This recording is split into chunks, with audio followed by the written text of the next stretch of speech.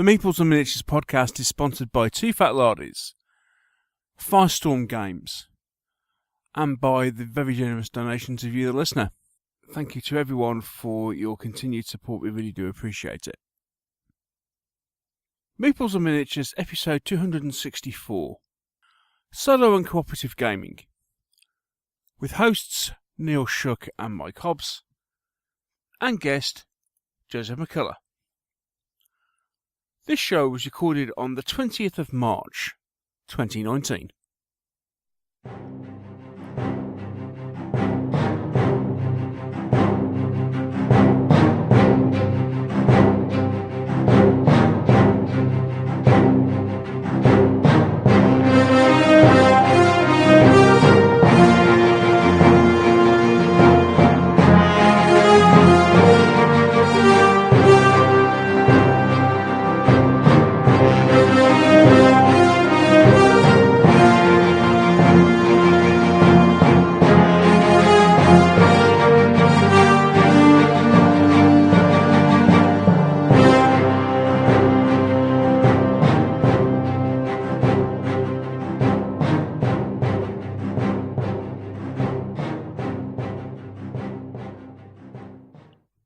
Hello once again and welcome to the Meeples and Miniatures podcast, the show all about tabletop gaming.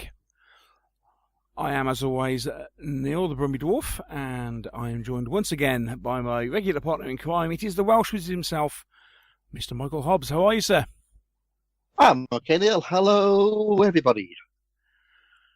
How are you? Yeah, not bad. Not bad at all. Not bad at all. Feeling good after being industrious, hobby-wise, basking in Twitter glory. But more of that later. Here we are, a dwarf and a wizard, and on this show we are joined by a troll. It is no less than the Renaissance troll himself. It is Mr. Joseph MuCullough. Hello, sir. How are you? Hello. I'm doing well. Good to have you on the show. Welcome. If you know the name, Joe is author, games designer. I think it's safe to say probably most well known for Frostgrave. Yep, I think that's fair to say. Yeah, and more recently also well known for emptying the wallet of yours truly. As I scour various places looking for all sorts of different monsters for Rangers of Shadow Deep. I'm an enabler. That's so thanks for that, Joe. No problem. So welcome to the show, and on this evening we will no doubt touch on Rangers and Frostgrave as we move through, but our main subject for the show, Joe is joining us to chat about cooperative and solo gaming. Unfortunately, due to time constraints, we won't be able to get too much into his and grill him about his hobby because he can't stay with us that long. Probably just as well. It's a bit grim.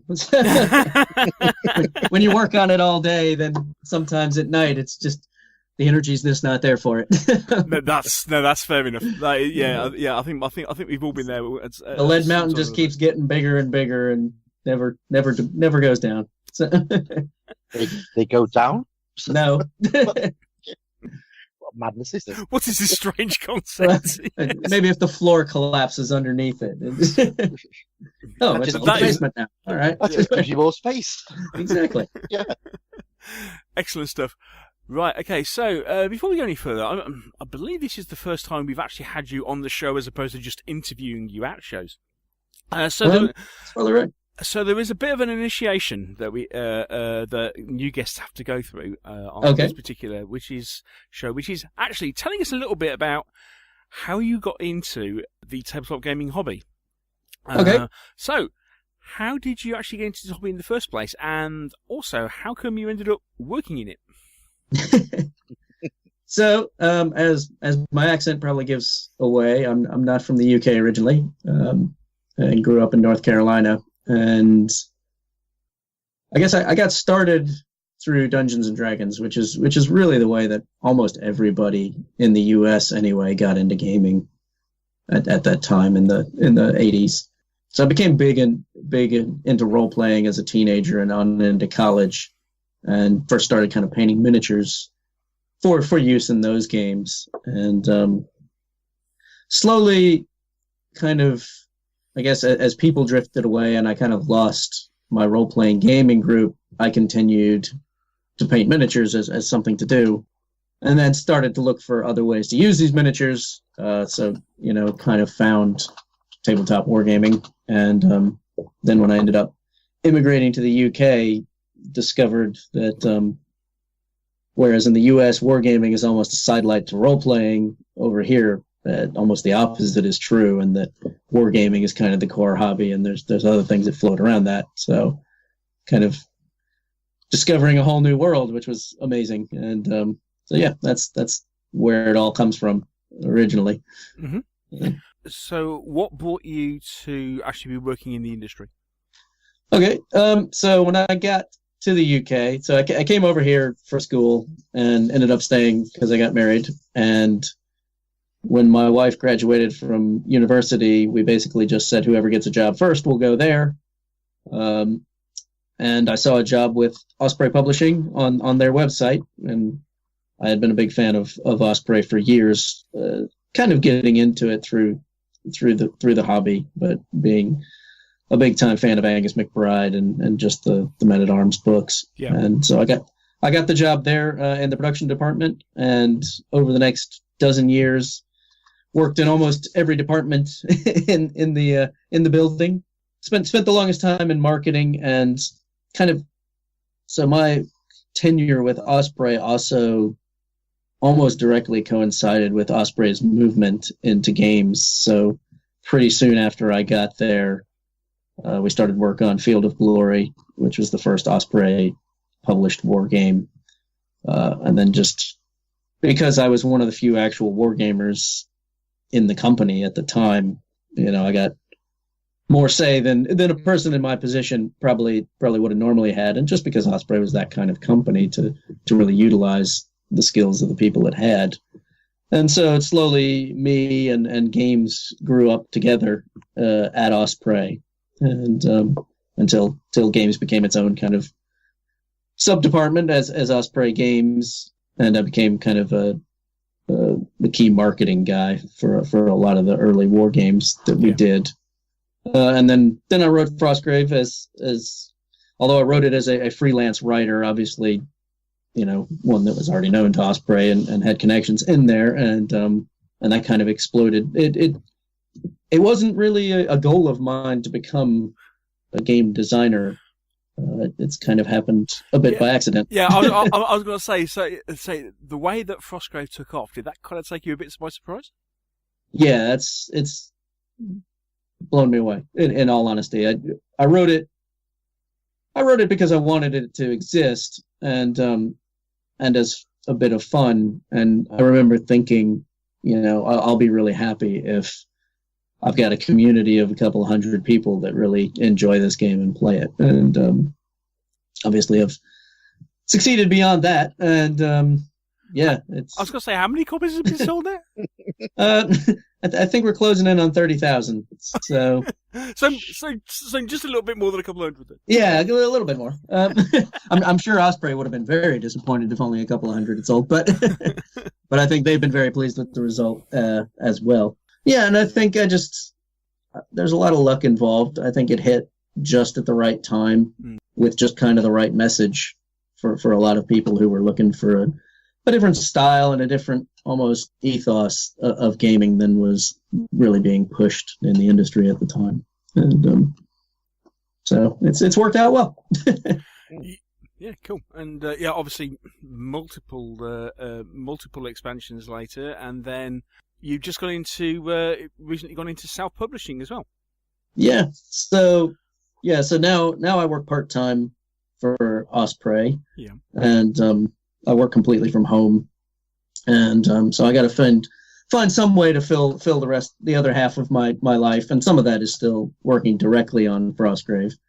And I actually started self-publishing, doing a little magazine called Spellcaster. Oh yes, of course. Which is devoted to Frostgrave, and really just started that as a bit of fun.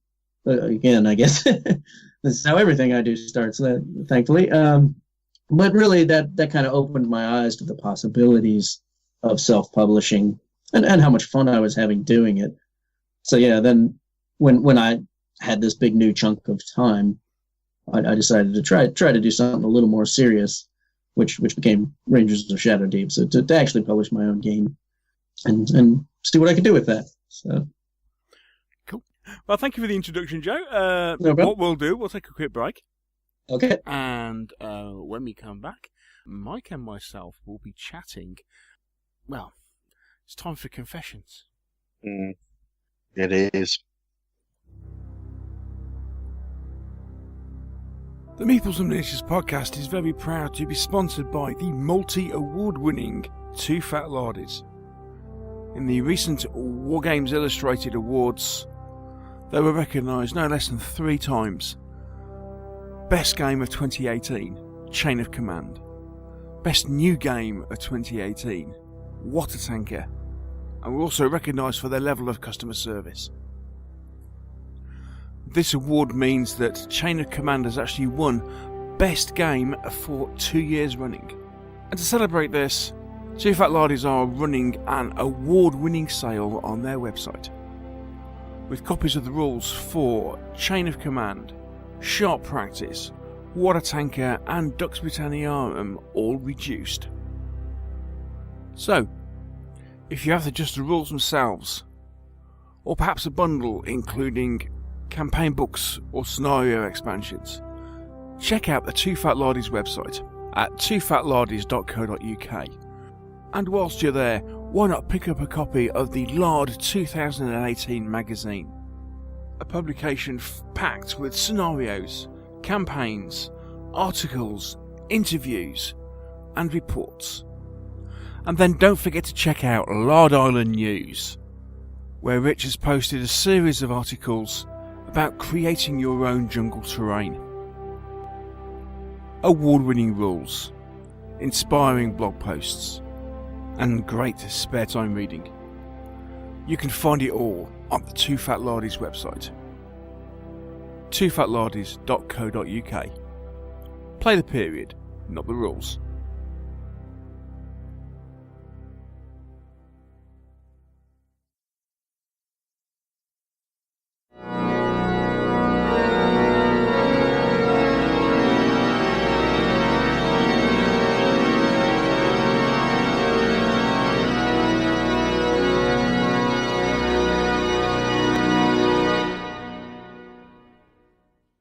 So, dearly beloved, we are gathered here once again, hidden far from the sight of a certain Luffmeister guru. So we get to talk and celebrate everything about what we've been up to and what we've been buying over the last couple of weeks, and what we've been up to, what we've had our eyes on. Okay. Who's first? Oh, go on. I'll go first. I'll go first. Well, I think after the shock of buying all those Perrys at Hammerhead a couple of weeks ago, which obviously came up in the last show, I've had a quiet couple of weeks actually, relatively speaking, shall we say, relatively speaking. So I think I said about the fact that I'd had issue with civilians, didn't I? Yes, Villages. yes, you mentioned yes, that. yes, I mentioned the village. Yeah, well, they turned up. Okay. So, and the interesting thing, and something I was talking about on my diary, the gaming diary, I was concerned that the Foundry Rangers that I'd bought were a little on the small side, and then the Gripping Beast villagers turned up, and they are, if anything, maybe even smaller. So I thought, oh, I'm fine, no problem at all. It's perfect. It's perfectly fine. It's just the fact that obviously some of these other miniatures are just huge. So Yes. succumbed and built as has been previously mentioned. I ended up buying the hard copy of Rangers Shadow Deep and also the Blood Moon expansion. So got all that in hard copy. Very nice it is too. As I do actually, I think we say elsewhere in this particular show, actually, it is much better than the Kindle version. The formatting is much better, and yeah, the book, I'm really impressed. It's a thing of beauty. So they've got that. Also got a hard copy of Thud and Blunder, which has which was released, I suppose, officially last week now, from North Star are distributing it. But this is the new fantasy skirmish rules from the Ministry of Gentlemanly Warfare. We will be chatting to Craig on a forthcoming show, but yeah, they are very nice. I believe this is the first time they have produced a hardback book, because it is a substantial page count, and it's a very nicely put together book. Very good indeed. Well impressed. So got those. I can't think I've actually bought any models. I went to Hobbycraft, bought some. This came up because of Rangers game that you were using the dungeon scenery that you got from Battle Systems. Yes. Interestingly, I went, I'd sold most of the dungeon stuff, but I kept one of the mats.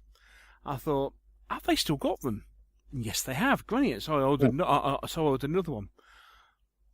2 days after I ordered it, they then sent a note out saying, "Oh, we're thinking of redesigning the fantasy system. So all the stuff that's now that's now left of the original fantasy stuff, we're putting on sale." So typically, like 2 days after I bought another mat, I think they're doing something like a 20% on sale, which is really quite cool. So, but got one of those. Just bits of modelling kits, and back to a couple of Kickstarters. Mal, the terrain tutor, is doing is running a Kickstarter to produce a book based on his very popular YouTube channel. So I thought I'd back that. I think we said we'd back Shadows over Killforce. Yeah, that's going. Yeah. Other thing I noticed, quite an interesting one. I suppose this almost comes into the almost in the realms of that looks interesting and shiny. However, there's a French company. I can't find the company name at the moment on the Kickstarter app. However, they are producing looking to produce a mobile app for producing easy battle reports. Oh yes, I saw that. It's called My Mini Report. At the moment, as we're recording this, it's got 2 weeks to go, and they are probably they're looking for €8,000. And they're about €600 off. Now, these guys have produced another couple of apps before. I think the main one they're known for is they've done a Kill Team app, which apparently is quite popular. But this one it's essentially making it easy to produce battle reports by incorporating the phone's built-in voice recognition software. For easy captions of pictures, and then publishing the pictures that you take with the captions into battle reports, which you can then share on social media, put on blogs or what have you. Looks really interesting. And I always used to love doing battle reports, but they were always a pain in the butt to put together, and it always seemed to take ages. So I just thought, oh, that looks really interesting, and it's not expensive at all. You're looking at basically they're giving you a discount on the app. The app is going to be like €15, and when you back it, they basically give you a discount actually. Okay. Well, that looks interesting. So did that, and I have just. Just looking at looking at stuff that's coming out for Salute and various other bits and pieces, and I've been very tempted by several things. I'm kind of deciding where to spend my money. But in the meantime, I have pre-ordered Lord of the Rings: Journeys in Middle Earth because I kind of get the impression that it's not going to be long before that's out.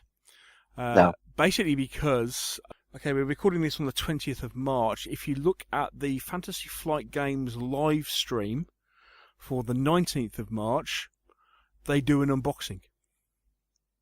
And it was a cellophaned product. So they've got it at Fantasy Flight Central, the final product. And because of the fact that basically they had to open the cellophane to get it open, it's like, oh, that's a production copy.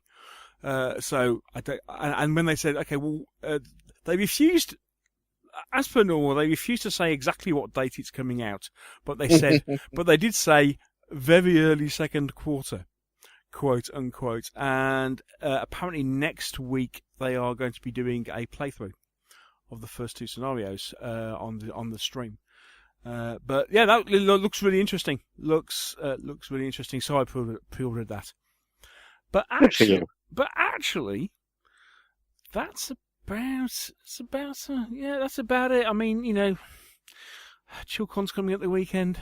You never know. You never know what's going to happen. Of course, we've got ChillCon in the weekend. We've got Salute in a couple of weeks, and which I'm actually going to this year. There is always the risk that because I am taking the anti-love with me, he will lead me desperately astray. Oh, he will, definitely. Yeah, you're going to be running back and forth to the car park all day with your stuff. Yeah, there we go. So, my go. So, what have you been up to then? Come on. Oh, well. Obviously, I'm on a self-imposed budgetary shutdown at the moment. Yes, due to yes, due to what's the phrase? Spurgeon. yeah. I mean, I remember back in January when you were kind of going, it's been however many days since I bought a miniature. Oh, how the mighty have fallen. Oh, I fell big, I fell long. Indeed. So my confessional's going to be short. I bought a couple of sets of rules. I bought the aforementioned Fud and Blunder because you posted a picture and I thought, that looks gorgeous. It is and nice. I do like Craig's rules. Yeah. So yeah, I got that. Yeah. I had a complaint about mine. Mine got dinked. Did it? Yeah, it's really annoying. Mine was beautifully packed. Never mind. I also bought. Sorry. Interruption. I did buy some figures. I did buy some figures because I'm late. I'm sorry, it's too late now. My turn. Go. What have you bought? No. It was. They came in the package with the Thud and Blunder. It was. I bought the two. I bought the two Goblin Command packs for Oathmark. Oh yeah. Oh man, I should have got those. Anyway, sorry. Anyway, yes. Many apologies. Carry on. So that's been half my purchases. The other half is another set of fantasy rules called Of Armies and Hordes by Andreas the Foggy. Oh yes. Mr. Slade posted a picture of those. They look interesting. Yes. Not only is it the rules, but it's the special limited edition signed by Andrea in the hardback. Very nice it is too. He did a little limited run for people who emailed him quickly. Oh wow! Oh, it's signed hardback. Yeah. Excellent. It's a nice little small set of rules. It's sort of A5 size, which is cool. So, it's not like another massive great A4 game. About 100 pages in it. Yeah. But I haven't had a chance to have a good look through it yet, but it looks quite nice. So I think we're going to try and get those on the table at some stage soon. One Tuesday sometime in October, probably time we get finished with everything else we're doing. Yeah. So that's that. Westwind Pledge Manager opened up for the War and Empire 3. Oh, crikey. I obviously backed out a while ago, so I've gone for two armies. Gone for the middle period Byzantines Oh, shocking indeed, horror. because I love my Byzantines. And Gareth won't. yep, I've actually just sent him off some more stations to keep him busy. Just something for game board. And some Arabs. I bought the Arab army as well. Oh, cool. So Let's very do much it. Eastern combat. Yes, Eastern edge of the Empire. Yeah. Yes, yeah. So we're doing. So I was sort of umming and ahhing about doing that, or maybe doing Roman Brits. You know, but I thought, no, this is. I've always been after a 15 mil Byzantine army, so it's my chance. Let's do it. Done that. Cool. Which didn't cost me anything because obviously I paid for it a while ago. And the Tainted Grail Pledge Manager opened as well, so I've done that. All right. Yes, I've. Of course, that's going to be open for a while, isn't it? I'm trying to spread my budget out because otherwise it's absolutely crazy. Because I mean, they turned around and said, "Oh yeah, the pledge manager will be open for about 3 months." Yeah. Because yes, I understand the postage on that is yeah. I think it was not that bad.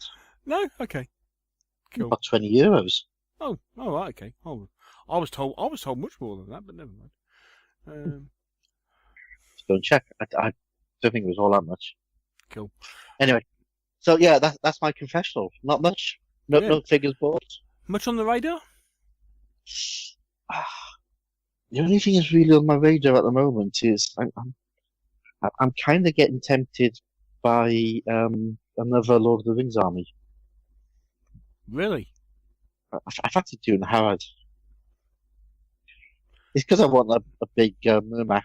I was going to say, yeah, it's the elephants, isn't it? It's the elephants, yeah. It's the big elephants. You know, I haven't got one, and they look lovely. They are nice. And yeah, and I think I sent you a message yesterday that I had a little look on the GW site, and they've released a hell of a lot of the older Lord of the Rings stuff now. Loads of it there. Yeah. Fun of you. Yeah, you messaged me. Those the dwarves that you mentioned, I do actually have a copy. I do actually have a box of each of those. So for my Lord of the Rings dwarf army, which is languishing around somewhere. It's in one of these boxes that's just here. Yes. Well, now we can get bigger because they've released everything else for the dwarves. You don't have to go onto eBay and try and get a scalper's price for them. Yes. That'd be interesting. I might be able to get some. I might be able to get some more stuff for the goblins at a slightly more reasonable price. But yes. Yeah. It's all been re-released against it. Bill. Oh, excellent stuff. Oh, I'll definitely have to have a look at that. Yes. Cool. Anything else? That's it. All Nothing else has really jumped out to me. I think it's because I've sort of locked myself away and put my wallet into a safe place. Yeah. Well, as I say, I've been wondering which way I jump on several different things. I've managed to avoid purchasing Warhammer Underworlds so far. You were so tempted after the last show. I am still very, very tempted. I was. It was a small wonder I didn't do it immediately after we'd spoken to David. But it was close. It was a close one. But yeah, I think I will get. I think I will get a copy. Just not just yet. There's the Spartan and Athenian armies for Mortal Gods. Because Mortal Gods is... Yeah, that'll be landing soon, won't it? Is landing imminently. And because I've got a 10% off voucher burning a hole in my pocket. Which I'm kind of thinking that would be really useful if I got those because I didn't get them I didn't get them on the pre-order. I just ordered the standard box. But the thought of saving 10% on those two is quite tempting. So there's that. Of course, the pre-order for Age of Magic has gone up. It's being released 2 weeks after Salute, but you can do a special pre-order from Gripping Beast and get it for Salute. Yeah. I mean, it's amazing how many kind of fantasy rules are coming out at the moment, and that is one that would tempt me into doing second edition. Yeah. And obviously we need a copy for research purposes anyway. So I almost pulled the trigger on that. And we'll probably end up pulling the trigger before things are out shortly. Other than that, some of the next Star Wars Legion releases they announced on Fantasy Flight a couple of weeks. Last week. They haven't announced the next set of Imperials, but the Rebel Troopers are up, and they're Rebel Snowtroopers. They're classed as Rebel Veterans. These are Rebel Veterans. And to pair them, they're also releasing Tauntaun Riders. Yes. Which are they look awesome. They look really cool. So you get a unit of 2 Tauntaun Riders, which is just a must. So they look really cool.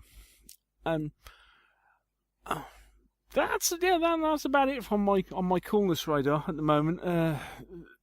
The shopping list is far too big. I'm desperately trying to be relatively good, and it's only just about working. Damn you, Fantasy Flight! They keep they just announced that they're just reprinting Streets of Arkham, which is one of the main Mansions of Madness expansions I haven't got.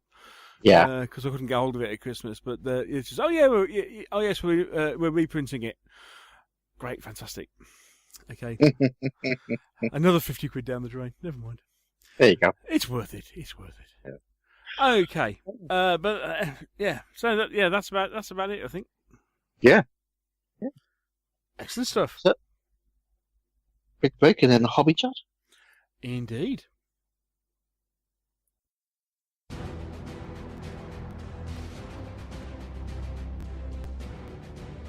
Hi everyone, Neil here. I hope you're enjoying this episode of the Meeples and Miniatures podcast. If you are, I'm wondering, would you consider becoming a patron of the show? For as little as $1 a month, you can help support us in what we're doing with the show.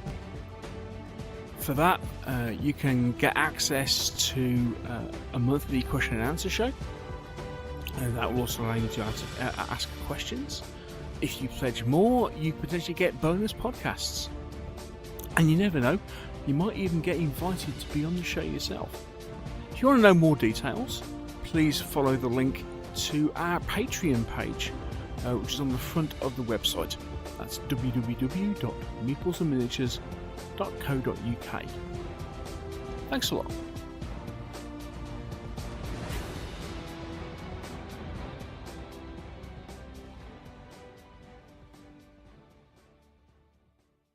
And it's time to chat about what we've been doing in the hobby. I went first on the last one, so do you want to go first this time around? I will, if that's okay. Yeah, so, please do. I've just been joined by a small cat who's walking in front of my monitors, so I'm trying to look at my notes. If you hear a scream, that's her jumping on my shoulder. Right. Because obviously, we've got one massive thing to talk about. We do, yes. So we'll come back. We'll circle back. Yes, that's to a that. tremendously good idea. Yes, yes. So stay tuned, listener, for Tales of Pizza and Beer. So, what have I done? 7TV's turned up. Oh, My 7TV Apocalypse has turned up, and my two little gangs in that. I've got the Anthill Mob and another one, which I can't remember. So, yeah, I'm going to try and have a look at those soon. Luke Holmes. Gotta say a big thank you to Luke, because he sent me a message asking if I wanted some of the zombie side card holders, which they did in their Kickstarter. oh right, okay. He apparently had 3 sets of them. So I went, yeah. So he very kindly sent me a set of the zombie side card holders, which are very useful for holding the cards in. So they arrived. That was great. The Judge Dredd RPG Kickstarter has also arrived. Oh, cool. Which is very, very nice. They managed to send me 2 copies of the Robot Wars supplement. So I'm off to a RPG event next weekend with Ralph. So I might take that up to put into the raffle, because I'm that sort of person, Neil. What a guy. What a guy. Do you like kippers? I do like kippers. What a guy. Smoke me one. Right, another Kickstarter I've turned up from Bear's Head Miniatures from Phil, which was the Narfax the Excellent. I got one of those. Yes. That's the big floating head thing. That's a big floating head thing. That is not at all like a certain D&D creature which we cannot mention. Not at all. No. It's a big floating, yeah. Yeah, the sci-fi one is Sci-fi was that he's put the pictures on at the moment. It's like something straight out Dan Dare, isn't it? It's just awesome. And the bartender one is even better. Oh, I haven't seen the bartender one. Oh. The bartender one. So it's got like a bottle in one hand, glass in the other, bottle in the third hand. And the final thing to arrive through the post is 3 very nice Judge Dredd vehicles from Mr. Vlad. Ooh. My painter of all things 3D printed and horrible. So anything I've had which has been 3D printed and is horrible, I give to Vlad to repair. And he paints them up for me. I bet he loves you as a customer. Yeah. Because every time you knock on his door, he must have, oh my word, what's he going to give me this time? Yeah. And yes, he's done a brilliant job on. I had 3 pat wagons because I only ordered 4 of them, and one arrived. It was the Pat Wagon Mark IV for all of you Judge Dredd nerds out there, which is the floaty one. And it had a massive mold slip in it, so I wrote back to Matt at Mongoose, and he said, "Oh, don't worry, I'll send you another one." So he sent me another one. So what I did, when I saw Vlad and I dropped off, I said, "Look, I got this one. Do you think there's anything we can do with it?" And he sort of looked at me and tutted, and then cried a bit. And he went, "I'll see what I can do." And he's tidied it up lovely. He cleaned it up. He's rebuilt the front end of it. Secretly, I think he enjoys it, Neil. He enjoys the challenge, as our Vlad. It's a good job. Yeah. Crikey. Yeah, so I've now got a nice fleet of Judge Dredd vehicles. And have you all asked sorts of stuff. Have you asked him to rebuild your tank and put the wings on the right way around? That's not my tank, and I went to Darren and Griffin Beast. Let's never discuss that tank again, Neil. Sorry. That's a low point in my existence. I just thought, problem childs, Yes. The thing is, I've got all these miniatures now. I'm not sure what I'm going to do with them, but they look fantastic on my shelf. Hang on, you just got the Judge Dredd RPG. I know what you Theatre say. of the mind. Theatre of the mind. I knew exactly what you were going to say. However, having said that, you've got all these figures. What are you going to do with it? That's not the point. I've got them. They're done. They look very nice. They're very resplendent in that nice shiny cabinet. Yes, they look gorgeous. So I mean, Mr. Vlad does have 2 shelves all to himself. Well, one of them's taken up by a U-boat. That is very true. Which is remarkably huge. It is remarkably huge, yeah. So I'll find something else for him to do eventually. Because this is the problem, you see. I've got Gareth who does all my figure painting. And then I got Vlad who does all my vehicles and crap stuff that I got floating around that nobody else wants to touch. So, you can't drop it. I can't be sending figures to Vlad because I'd upset Gareth. And I can't be doing that. So, I need to go back through my my lead mountain and see if I got any crappy things that Vlad might enjoy painting. I hope you're looking forward to this, Vlad. Yeah. For what he's saying, it's like, so basically, look out for something really rubbish and go, okay, do your magic and turn this sow's ear into a silk purse. Pretty much, yeah. Yeah. He likes a challenge, So right, there's that. Other than that, played some Rangers. Played 2 games of Rangers because I missed out one day's gaming. We do that. I didn't want to say this to Joe when we had him on, but we played the tower scenario. Now, the first scenario, the second scenario in the tower trilogy, right? You basically got 3 large rooms joined together. Yes. Right. So we fought for that, and then it's steps going up.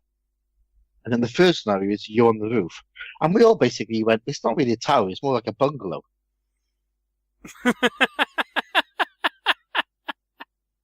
Right.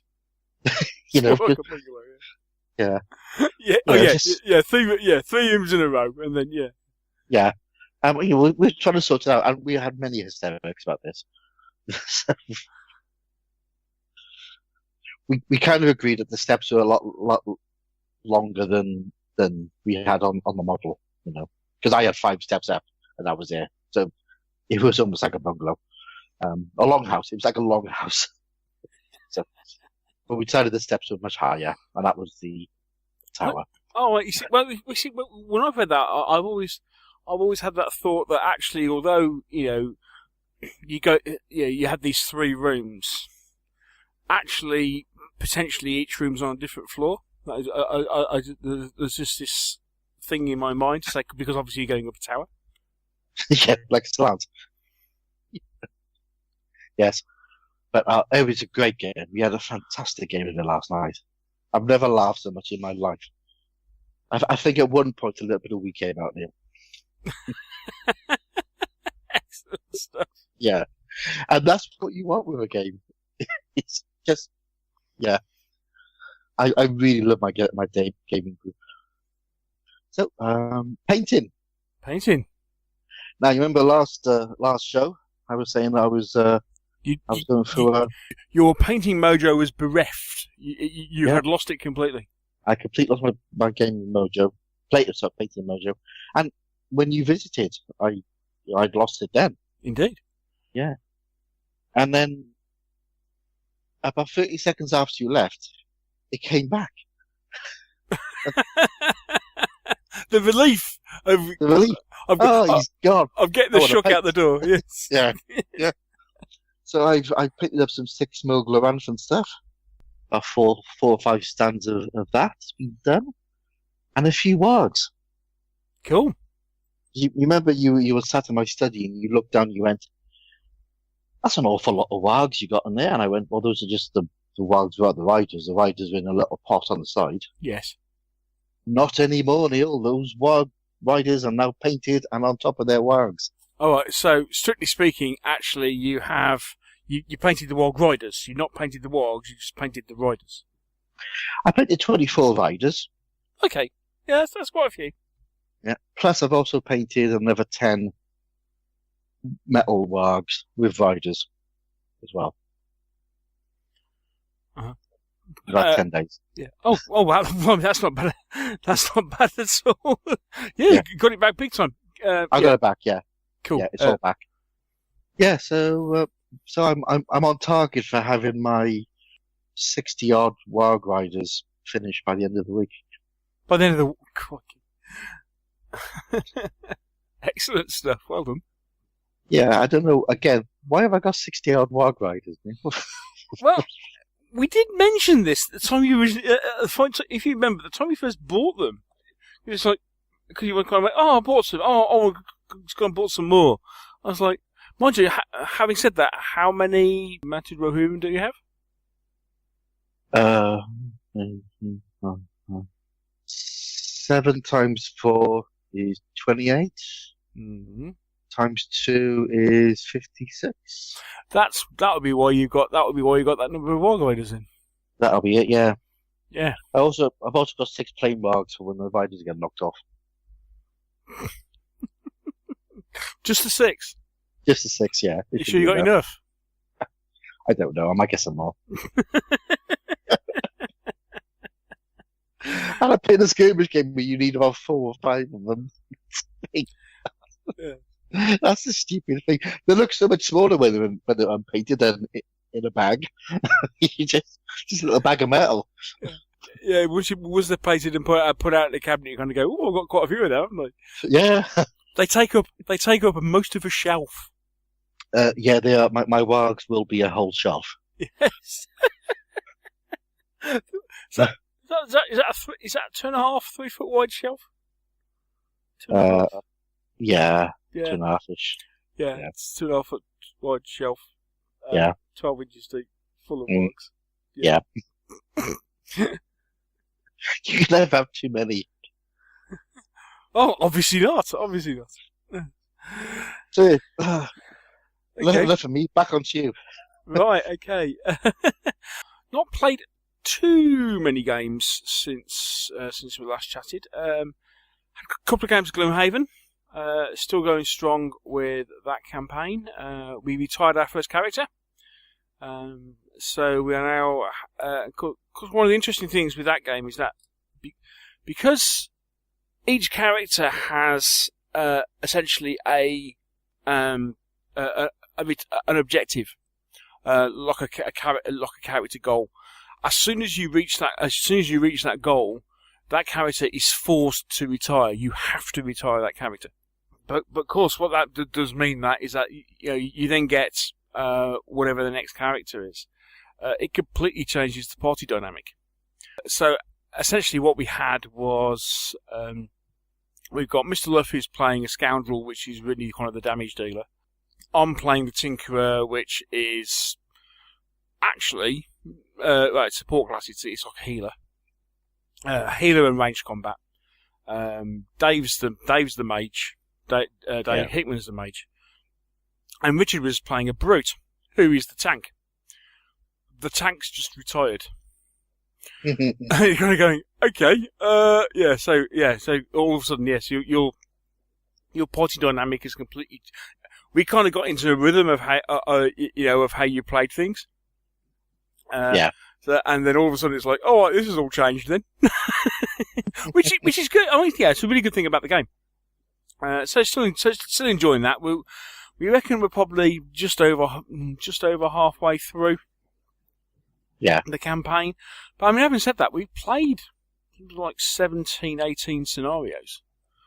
So I know it's not it's not a small outlay. I mean, it's what most people are selling it for about 120 quid. But 20. If you look at 20 times 3 hours. Yeah. You're getting your money's worth. So that's pretty good. And then played a game of Mansions of Madness. Played another one of the scenarios from the Horrific Journeys. This one was 1050 to Arkham. Oh. So it's the one on the train. Very different scenario. Really interesting. Some very clever stuff going on. No spoilers, but obviously when you're on a train. So everything's, it's called quite long and thin sort of thing. And, really interesting game. It never ceases to amaze me just how different each scenario is in Mansions of Madness. So, still massively impressed with that. Okay, so that was gaming. So that was most of the gaming. We got something else which is going to come back to me in a second. Painting and modelling. I've been painting. Oh, I know. it's taken me a bit longer than what I originally anticipated, to be honest. But I mentioned on the last show that I bought some Foundry Rangers. They're pretty much done.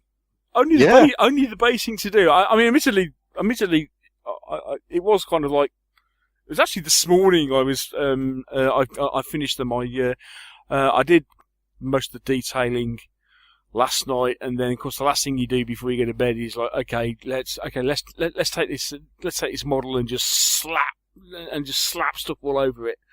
And then hope that when you wake up in the morning it looks half decent. And then this morning I just did some dry brush highlights on the cloaks, and they're about done. And I'm pretty pleased with the way they come out. Devlin Mud and subsequently Agrax Earthshade always used to be my go-to washes. Yeah. I am becoming a huge fan of Army Painter Strong Tone. The results that I got off the Mantic Zombies the other week I was massively impressed. And then so did that again on these, and again, for the level of detail that I want on the figures. Yeah.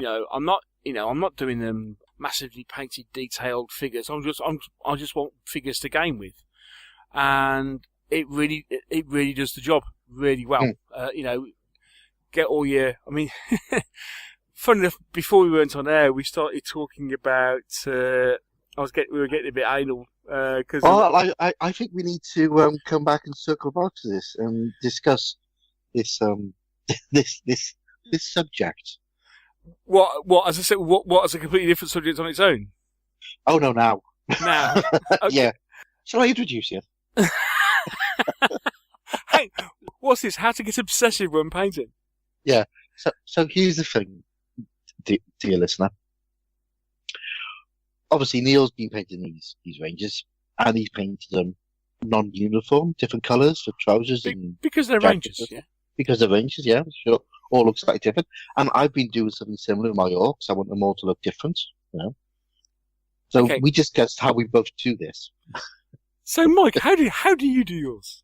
Well, I thought I was anally retentive. Right. So what I do is, say I'm painting 12 figures, which I want them to be slightly different. I make a little grid on my painting table and I lie them down. So it'll be, say, 4 figures by 3 rows. So I'll have 3 rows of 4 figures. And then I'll pick a colour, let's say, like a green, which I want to use in jackets or trousers, and I'll pick up a figure from the top row and I'll paint something on that, the green, and then I'll put it down and I'll pick up another figure on the second row and I'll paint another part of the body with that colour, and I'll put it down. I'll do the same for the first figure. And then I get another paint and I do the same. And eventually you complete all of the parts of the figures, because they usually got like trousers, jackets, cape maybe, or backpack or something. You get on. And you use the, different colour browns or greens, so, different colour boots and gloves and all that sort of stuff. Yeah. That's how I do it.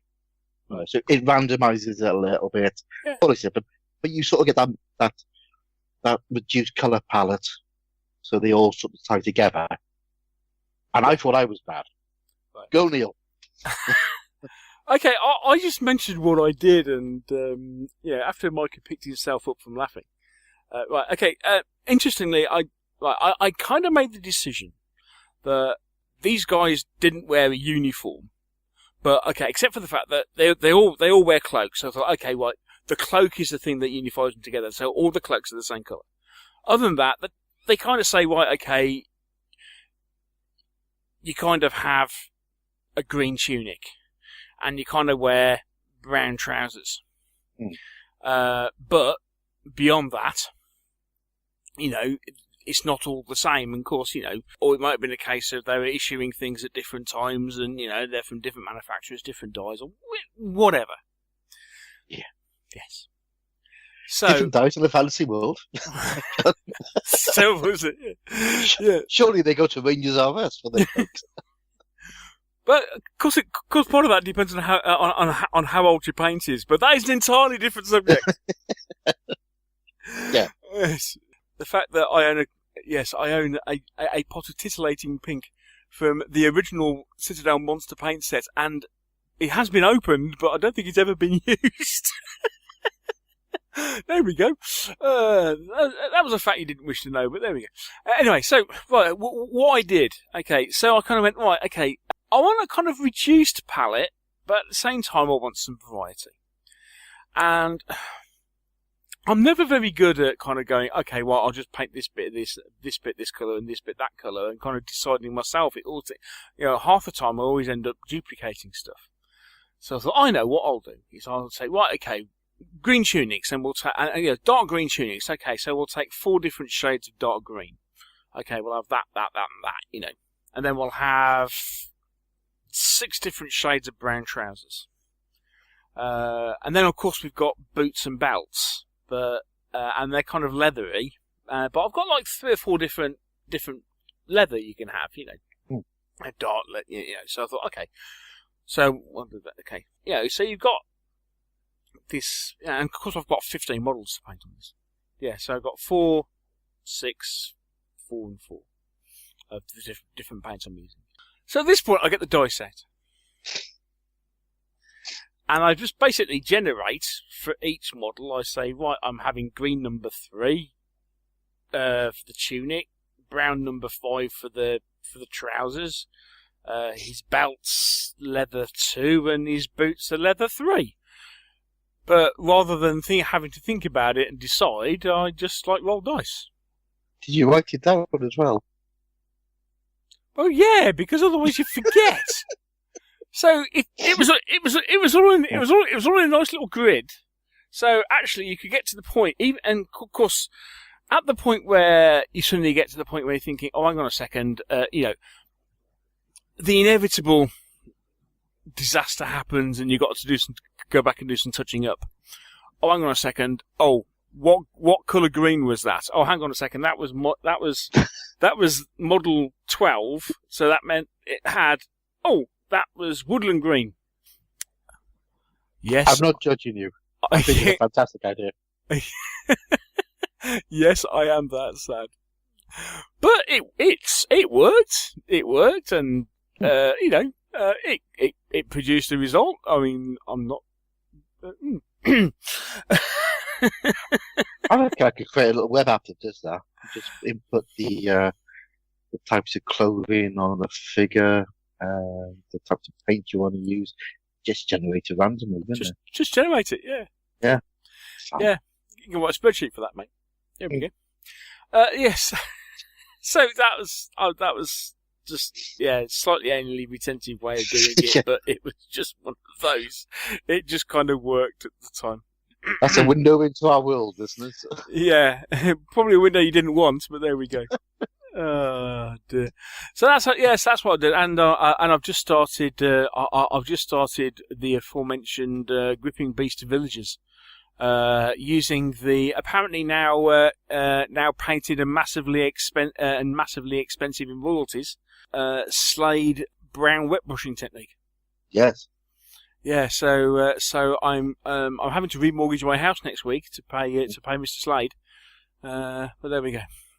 I think you mean the Holy Guru Slade. Oh, indeed. Yes. Yes. Thank you for that, Mr. Hobbs. Yes, as he said. Yes, as I thought. He says, "Hang on a second. I turned my back to Twitter for 2 minutes." And anyway, that wasn't me. That was Steve. Hi, Steve. Hi, Steve. Yeah, you just, yeah. He passed you the ball. You just picked it up and ran with it. Yeah.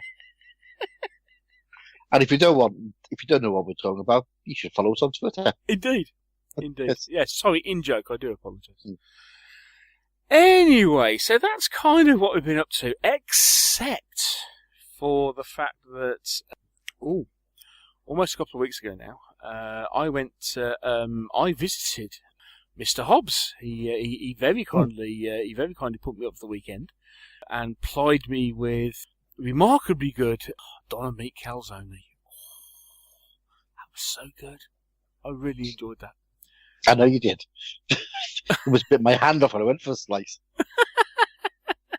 That and showed me weird World War II films to Beatles soundtracks. Yeah! It's slightly surreal. Very slightly surreal indeed. Yeah. Anyway, this was after. If you remember when we had Ty Callahan Jones on the show, the one thing we talked about was Megagaming. And it happened. It did.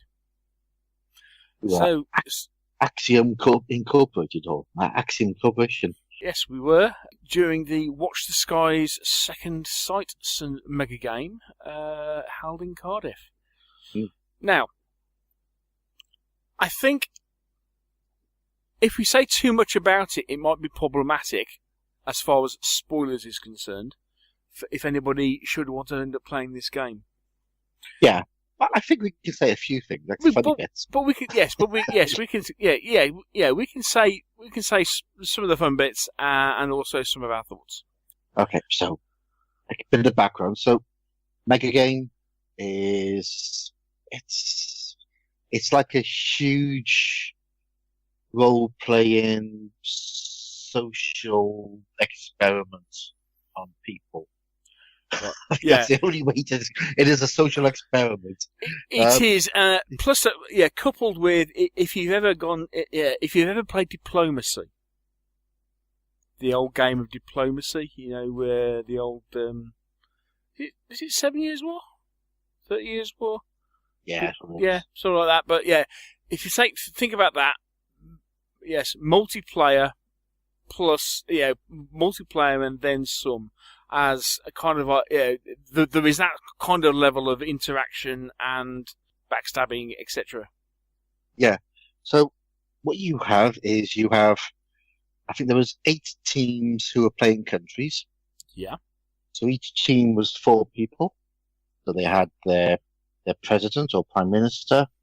They had their head of defense. They had their chief scientist, and they had their foreign minister. The foreign minister. Yeah, and it was USA, UK, Germany, France, Brazil, India, Japan, Russia, China. Yeah. Which is 9, but there we go. 9. There was 9 of them. Yeah. There was then 3 corporations, of which we were one, and each corporation had a CEO, who was Ty, because it was his idea. We made Ty be the CEO. There was head of production, which was you, Mr. Shuck. Which is me.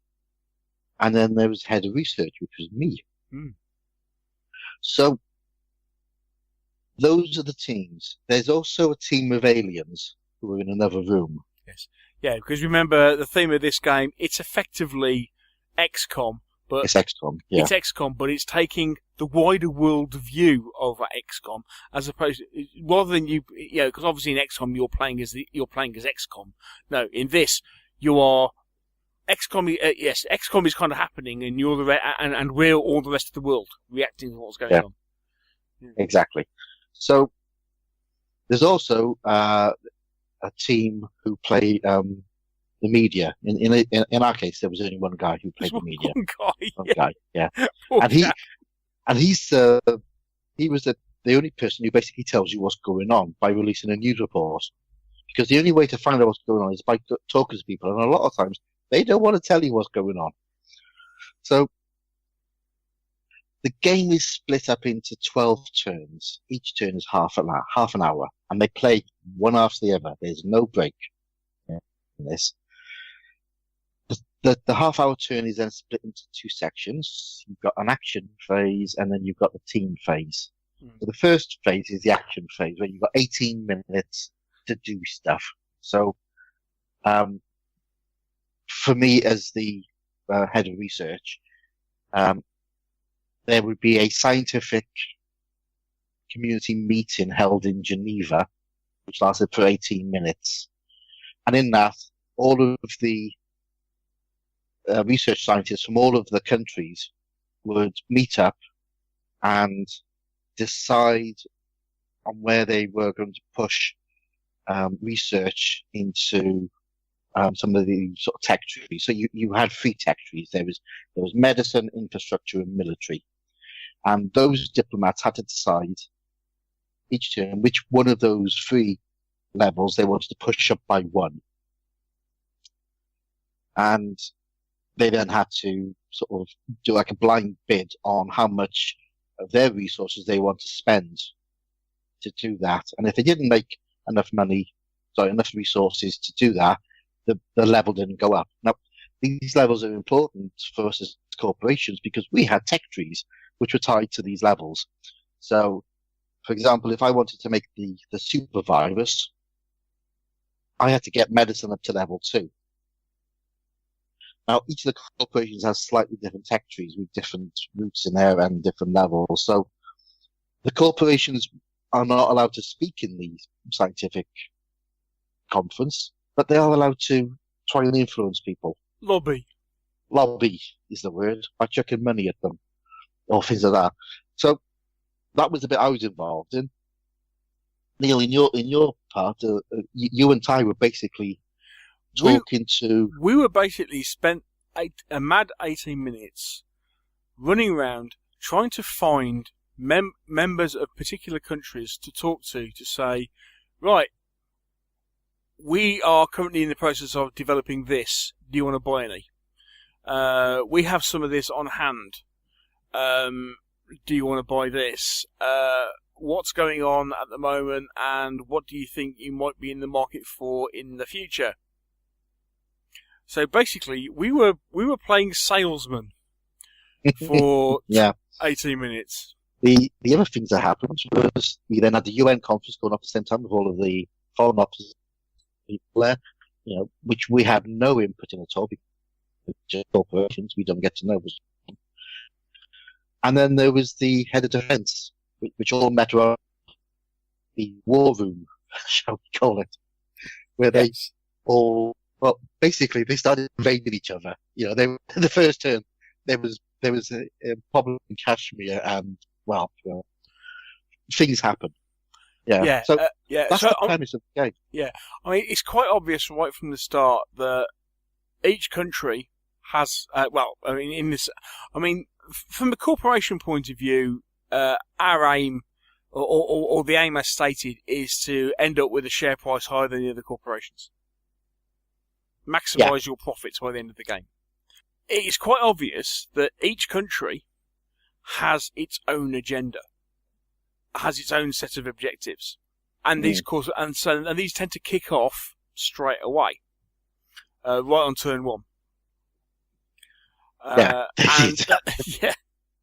So you've got like an altercation over Kashmir between China and India, which lasts, and then other various other countries are starting to get involved, and and it all starts kicking off. And then, of course, in the meantime, you start getting sightings of UFOs and stuff. Yeah.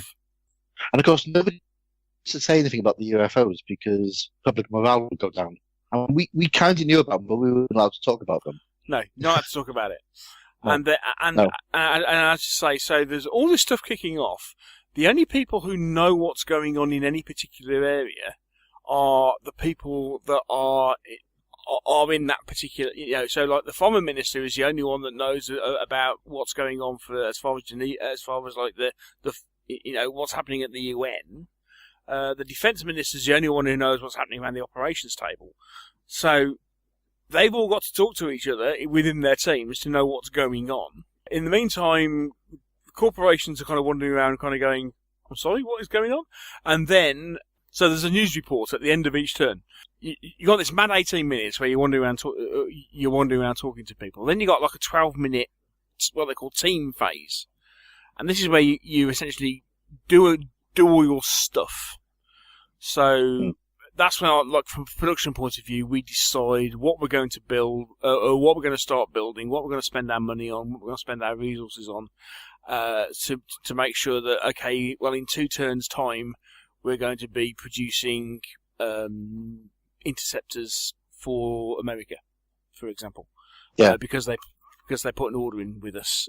So we then spend our resources in order to get production kicked off, and then decide at the same time what we want to look at researching. We have a chat about what's going on, What do we think? What do you think would be useful to research for the next turn, or to lobby for? And then there is a news report, which at that point we kind of find out what's going on in the world. Yeah. So that was our day. Running around like mad fools. It was a bit full on. It was very full on. Funny things that happened. Without spoilers. Yes. I kind of killed an alien. Yeah, it was actually quite a major. It was actually quite a major event.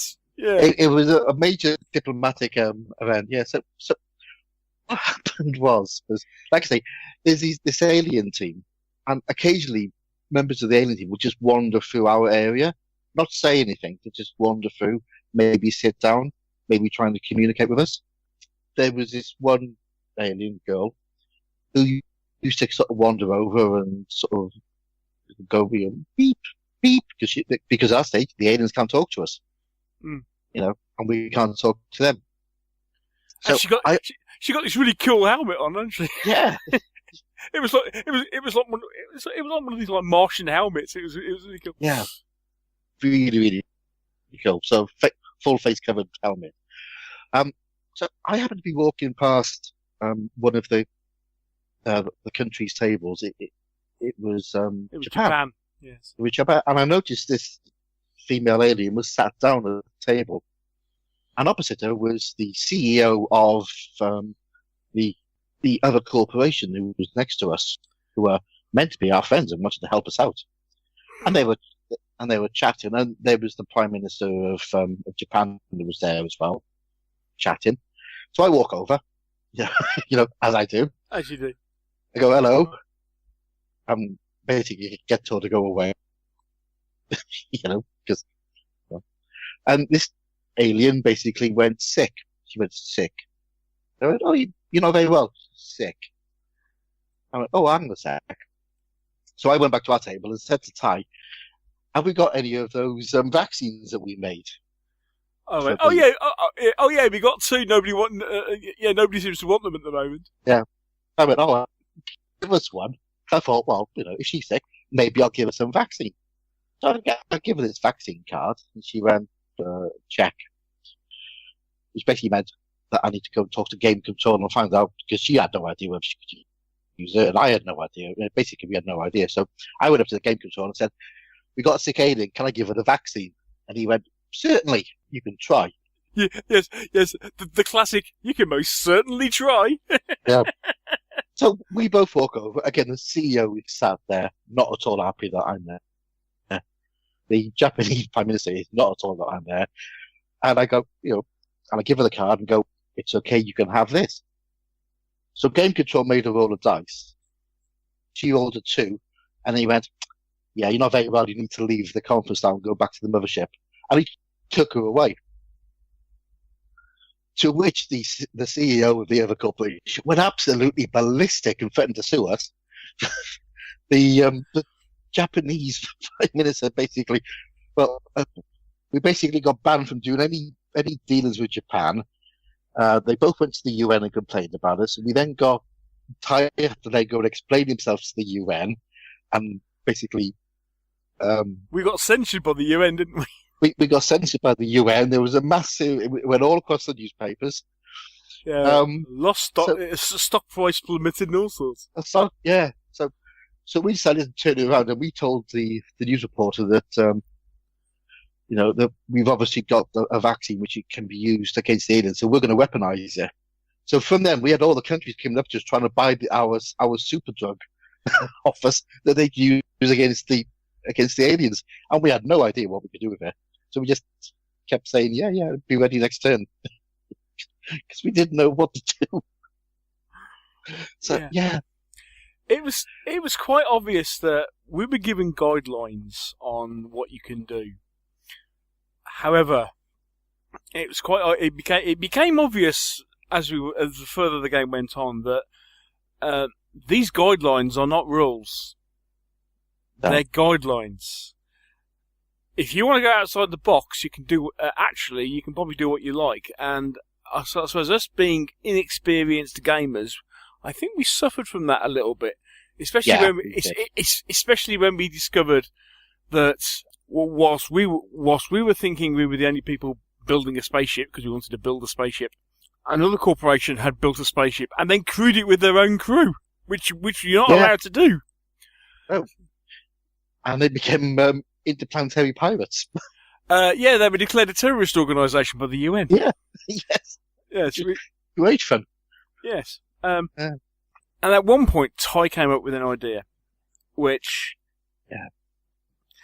looking back, okay, the bottom line is, you're in a storytelling game. Yeah. Okay.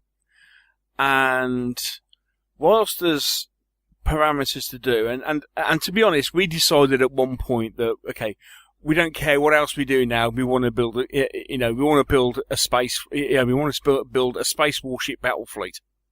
Yeah. We thought that's what we're going to do, and then tell you what, let's develop the antivirus that saves the planet from this rampant superflu epidemic that's happening in the world. So that's what we decided we were going to do. However, at one point, we were going to say, okay, all this is for the good of mankind. So tell you what, pre-order your spaceships here, and we'll build them for you at cost for the good of the planet. Yeah, pay in advance. Because you have to pay up front to actually produce them. So it's like, okay, everyone pay in advance. So at the end of this turn, we get into the team phase, and we have this huge pile of money in front of us. Yeah.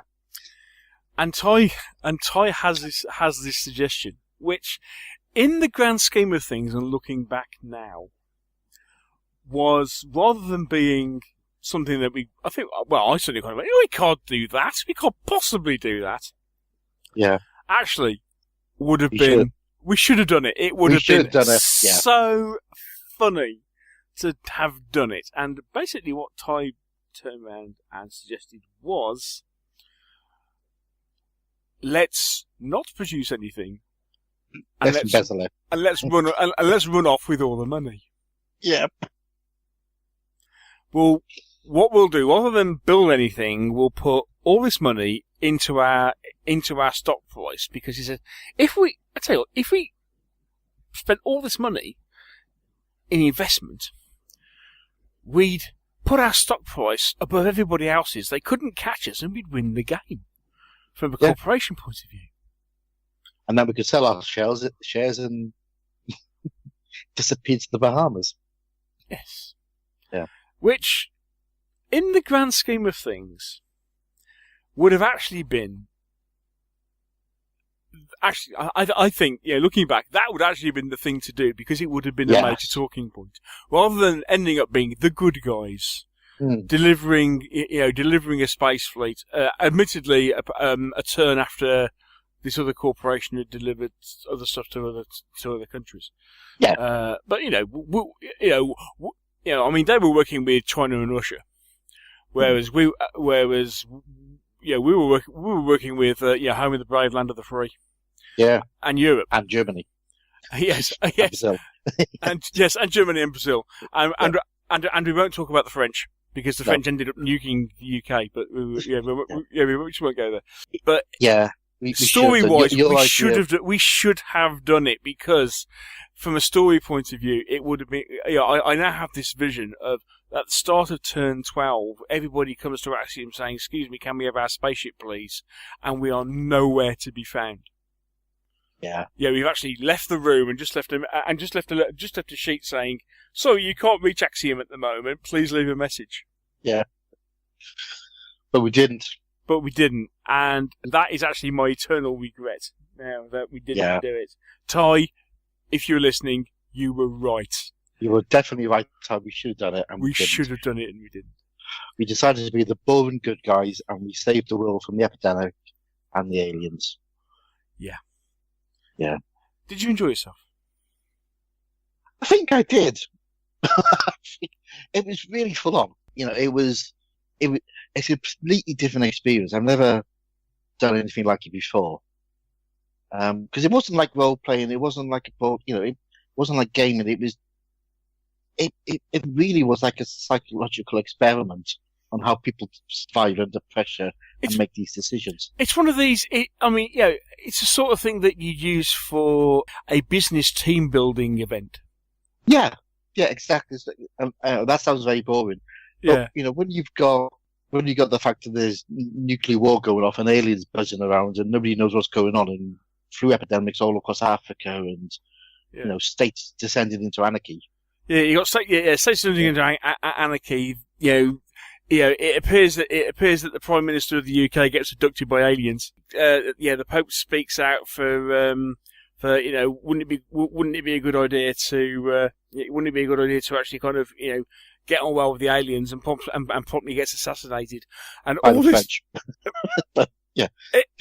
So no one saw a thing. No one could prove anything. No, exactly. Yeah. It's that sort of level of there's just stuff going on all over the place. Yeah, and like you say, I think we played it as is, and I think we suffered from that because I think looking back, it would have been better to play outside the box a bit. Maybe playing as a country would have been better because they had military and most of you, we literally knew what they put them in the news reports because nobody would tell us. They just kept us going. We kind of need some planes.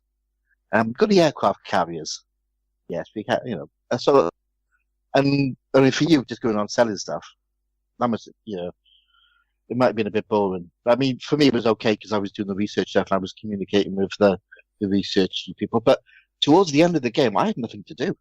3 turns to go. I'd researched all the levels we could. We couldn't produce anything more because we didn't have time to build it. So, kind of run out of things to do. Yeah. Yeah, I thought. Yeah, and that was that. I thought from a simple playability point of view. Again, like you, I thought it's probably much more fun playing as a country. Yeah. Because obviously there's this. You're constantly involved in diplomacy, military operations, and other stuff that's going on. Whereas, essentially, corporations. Certainly within the box of how it's built is, you're just building, you're just selling stuff and building stuff. Yeah. The one team, the one that got declared international terrorists. Interestingly, I think one of their team had played a lot of games, a lot of mega games. Yeah, he'd done about 18 of them. Something like that. So he was kind of a bit more clued up on what these things were about, and it became quite evident that they, and also, I think he briefed the guys and they did whatever roles they did particularly well. So it was a fun event to be part of. I think I would have enjoyed it better if I was a different part of that event. I found playing the role I did, and this is nothing against the team. We had fun, but ultimately, I found it disappointing, just simply from this is what you're doing all day. Yeah. However, if you then look back and think of it as, okay, essentially what you've got here is 50-odd people in what turns out to be a joint storytelling experience. And just, there was a lot of stuff that went on during the day which was really funny or really kind of, what on earth is going on there? Because, again, half the time you just got snippets from the news. Oh, this is going on. This has just been announced. Certainly a very interesting experience. Yeah. I'd like to do it again. I must admit. I think, after doing one, I'd like to try it again. But the people were great. The people who were all there, everybody was having a great time. Yeah, and that was it. I mean, and that is one thing worth pointing out. Everybody got involved. There was, as far as I could tell, little or no issues between people during the day. Everybody seemed to have a whale of a time, get into things. There were various levels of role play going on. Everybody seemed to have a whale of a time, and it was from a playing experience with 50, with basically 47 strangers. It worked really well. That's definitely an experience to repeat. Yeah, definitely. And I mean, I think it was 5 people who were the controllers, who basically is like the umpires. Yeah, they were rushed off the feet all day, but they were so helpful. Sort of asking, can I do this? Yeah, of course you can. This is what you need to do. And I did enjoy it. I found it very tiring at the time. I kind of enjoyed the chaos. I've never done it like before, and I can say, again. Yes. So, yeah. And of course, and you did have your spotlight. You did have your moment of fame, or maybe infamy. But we saved the world, Neil. That's the main thing. We saved the world, indeed. We saved the world, yeah. Yes, cure disease. Yes, yeah. Yes, you can't save the world without breaking the odd egg. Yeah, exactly. And okay, so Britain did get destroyed, the nuclear holocaust, and France decayed into anarchy, and Germany sort of hid behind a massive shield that they built, and I mean, other than that, and and everybody else left the planet chasing aliens. Yeah, a lot of people left the world, but Japan did well. Yes, certainly an interesting experience. Yeah, I would say if nobody's ever done one before, do one. If there's a chance of doing a mega game, play. Yes. So if you're interested, funnily enough, the scenario that we played, they are actually running it at the UK Games Expo. So if you do want a particular scenario and you fancy giving an experience, and you fancy giving up one of your days at the expo to do something completely out of this world, almost literally, have a look at that. Yeah, give it a go. There we go. Cool. Okay. Right. Let's get Mr. MuCullough back in the room, and we'll go ahead and we'll chat about our main subject for the show.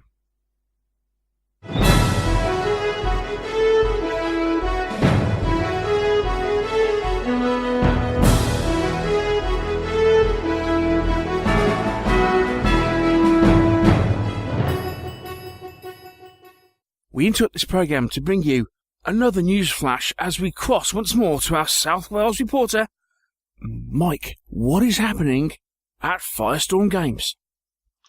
Hello, Neil. I'm speaking quietly because I'm currently in parts foreign.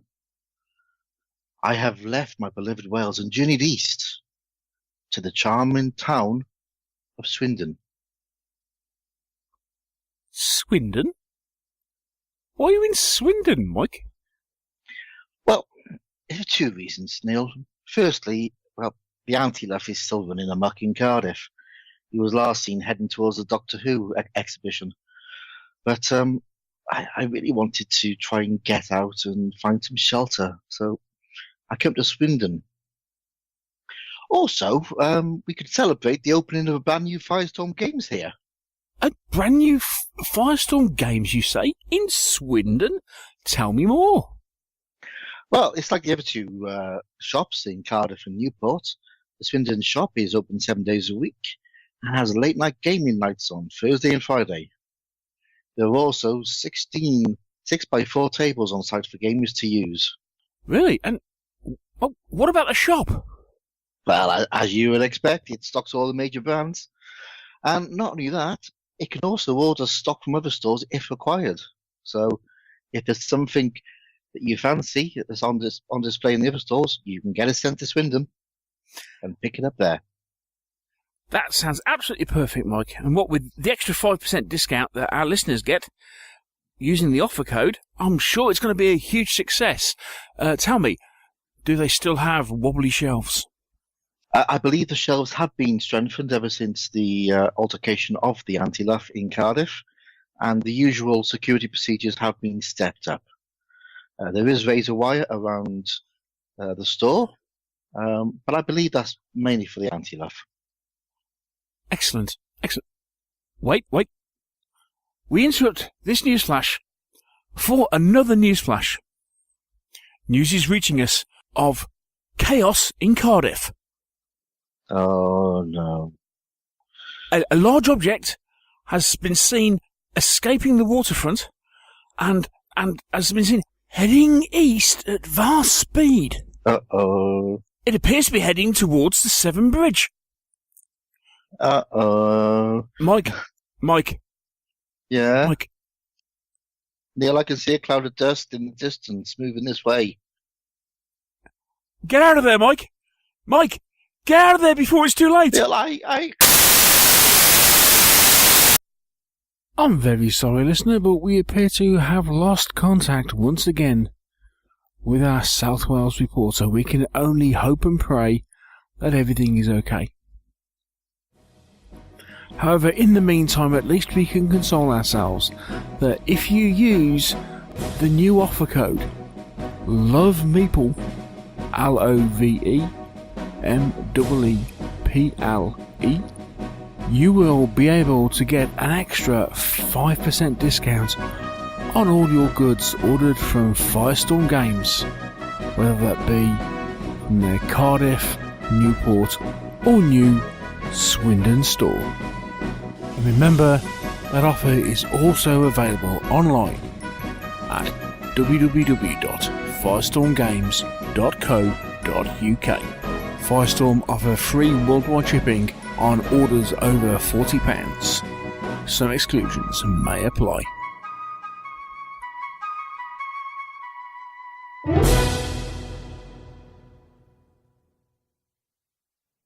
So we're back once again with Joseph MuCullough, and onto the subject for this evening's discussion.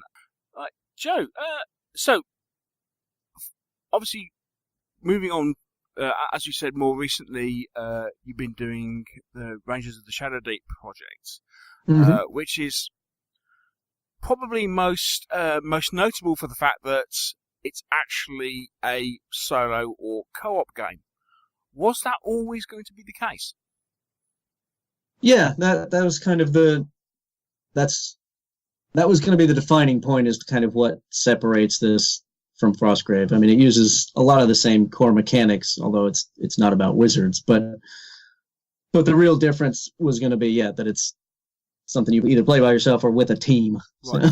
Okay, so what drove that decision? You've got what appears to be a winning formula. Why not just change the location, change the heroes, but do more of the same? Why go co-op? Why go co-op and solo? Two reasons, I think. The first being a personal, in that I get bored easy, essentially, and if I'm not pushing myself as a game designer, then I'm not enjoying it. So while I could just kind of continuously do new settings for Frostgrave, I want to make sure that every game I do brings something new and changes the experience. So when I did like Ghost Archipelago as a spin-off to Frostgrave, I took the wizards out and then put a different hero in and really tried to make it a different game experience, even though you're using the same rules. Yeah. And at the same time, in my last couple of years working in the Osprey offices, Osprey Games started to work on board and card games as well as war games.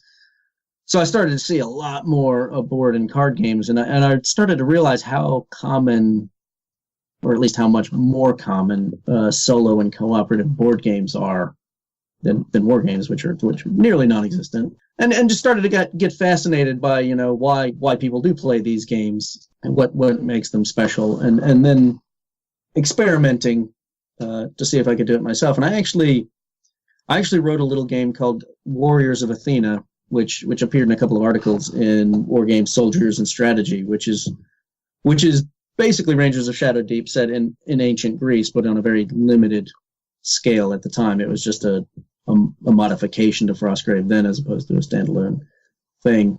But it really kind of started to open up the possibility and show me, all right, I can do this. So I wanted to see if I could bring kind of what some of what board games were doing into wargaming, and at the same time continue on what I kind of see as a personal quest of taking wargaming and seeing how close I can push it. No, that's not quite right. How much I can take from role playing and bring to wargaming. Still keeping it a war game, but bringing all the aspects that I like of role playing, and see if I can bring that into wargaming to make something new and kind of a hybrid. And I think while Frostgrave's got a little bit of that, Rangers is a step much closer to that. It's interesting, actually. One of the questions I think I've been asked, because we reviewed Rangers a couple of shows ago, and we were chatting about it a lot, and someone came back and said, have you ever considered or have you thought about actually running it with a games master? So, so like, for example, when you've got the link scenarios, and especially when you've got like some of the events that happen where you're like for example in the first scenario, when actually what you're trying to do is actually is discover, you've got the clues to pick up for what's happened to the missing villages, right. Where you can actually play that more as a slightly more than just hunt for the clue, but actually actually have a bit more of a kind of a role playing aspect to it. Yeah, I mean, when you get right down to it, the difference between Rangers and Shadow Deep and kind of Dungeons and Dragons in terms of style is just the fact that Rangers needs miniatures and doesn't have a game master. But beyond that, the rule sets are almost interchangeable. I mean, you could take one and use it for the other, and it wouldn't make a huge amount of difference at that point. Yeah, that's right. I mean, that was an email from Dallas, wasn't it? Yes, it was. Hi, Dallas. And he was saying that he wants to get his friends into role playing, but he's rusty as a GM, so he doesn't want to pick up a heavy, RPG game. So that's why you thought about using Rangers, but just like, it works perfectly. I think the main difference, as far as I see it at the moment, is that if I were to write Rangers of Shadow Deep, the role-playing game, I think there would be an expectation that the book would include a huge amount of world building, real detailed kind of histories and geographies, and because that's kind of what role-playing is tends to be about a lot these days is the world in which it takes place. Whereas when designing a war game, I mean, a lot of war games do that as well, but I actually try to do the opposite, which is to keep it a lot more ill-defined. Right, you surprised because I was waiting for the fact. Right, so you're telling me that you don't have several notebooks full of everything to do with everything to all the lore and all the background to Rangers and. Probably not as much as you think. Okay. I do have things. But unlike role-playing, where I can just say, the mountains are huge and ominous, and we all see that because we're all sitting around the table imagining it, if I say something in a role-playing game, people immediately think I need to buy the terrain for that. And while some people accuse me of writing the most complicated terrain-heavy scenarios ever, which there's some truth to, I try not to define too heavily what that terrain exactly needs to look like. So if you take Frostgrave, for example, it's a big frozen ruined city, but I don't talk very much about what the city actually looks like because I want you to feel comfortable using the terrain you have and not feel like I've got to go buy, ancient Roman terrain to play this because that's what Frostgrave looked like. I want you to be free to if you want to imagine it as more of a steampunk city, that's fine. If you want to imagine it as, Minas Tirith, fine. Because that's not actually important in playing the game. But I think in role playing where you're trying to get this shared vision, that is important. So trying to sort of pull it back to the subject, I really want to talk about what you're talking about. It interests me. When you're designing a co-op or a solo game, what are the things you find that are different to doing something like Frostgrave? What are the sort of main characteristics you think, right, this is what I need to cover for the opponents, should we say? Because there always has to be an opponent, doesn't there? Yeah. I mean, the great thing about writing scenarios for Frostgrave or any kind of player versus player game is that you don't actually have to worry about balance that much in terms of the scenario. As long as everything has an equal chance of affecting either player, it is balanced. Whereas a solo game, you have to actually balance the players versus the monsters or whatever it is. And in some ways that's actually impossible. You can't, because balance is a very amorphous concept, and since I don't know how hard you want the game to be, I can't necessarily make the scenario that hard or that, easy. So every time I design a scenario, I'm kind of working on this best guess kind of situation. I think this is kind of what the player is bringing to the table. I think this is the kind of level of challenge that is appropriate, and I hope this is kind of how it plays out. And that sounds very airy-fairy, but the fact is it works most of the time, because I think in Rangers of Shadow Deep especially, you're more concerned with the story that is playing out than you are kind of the heavy tactical nature that you would find in some war games. So yeah, that was what I was about to ask. Is it with solo or co-op games? It seems to be its story first, whereas with a standard sort of two-player war game, it is just a case of this is where you are, these are your objectives, go off and do it. Yeah, I don't know if that's so much solo and cooperative, or if that's just me. There's only a few other examples of kind of solo wargaming, and in some ways I've kind of avoided paying too much attention to them because I just don't want to, accidentally mimic what they're doing. But I think some of them are a little more kind of designed to be like a traditional war game of trying to best, the opponent or the game. Whereas my whole kind of style of game writing is story first. So that played right into this. That said, I do think it works better for solo and cooperative games, just because like I said, that balancing is so hard and nigh on impossible. And it gets even worse when a game like this, where I give you a huge amount of freedom to construct your own characters, and you're leveling them up, and they're getting increasingly diverse. So it gets even harder as the characters get more experienced for me to understand what it is you're bringing to the table. But, that's all part of the challenge and part of the fun for me. So. And I suppose this is where the distinction of, you can have a distinction between solo and co-op games, because solo game is always just you against an AI of some sort. Yeah. Whereas cooperative games could be multiple people against an AI, or it could be multiple players against one other player who's controlling the AI. I suppose that when you're doing the former, where it's always an AI, you've got to sort of feed a story in, because otherwise nobody knows what's going to happen or where it's going to end. Yeah. So you've got to have that story narrative behind it, but you've got to have that. You've got to make the opponents act in such a way that is plausible. Yeah.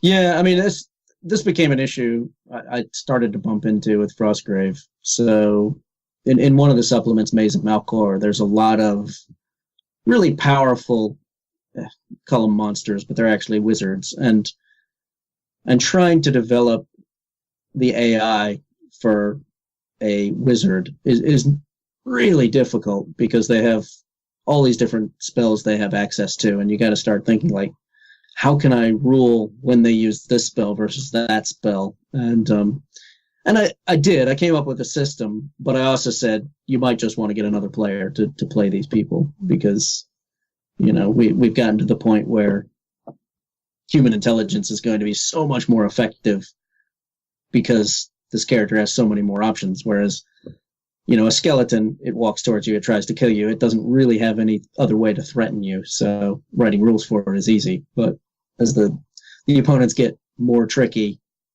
at some point it starts to break down.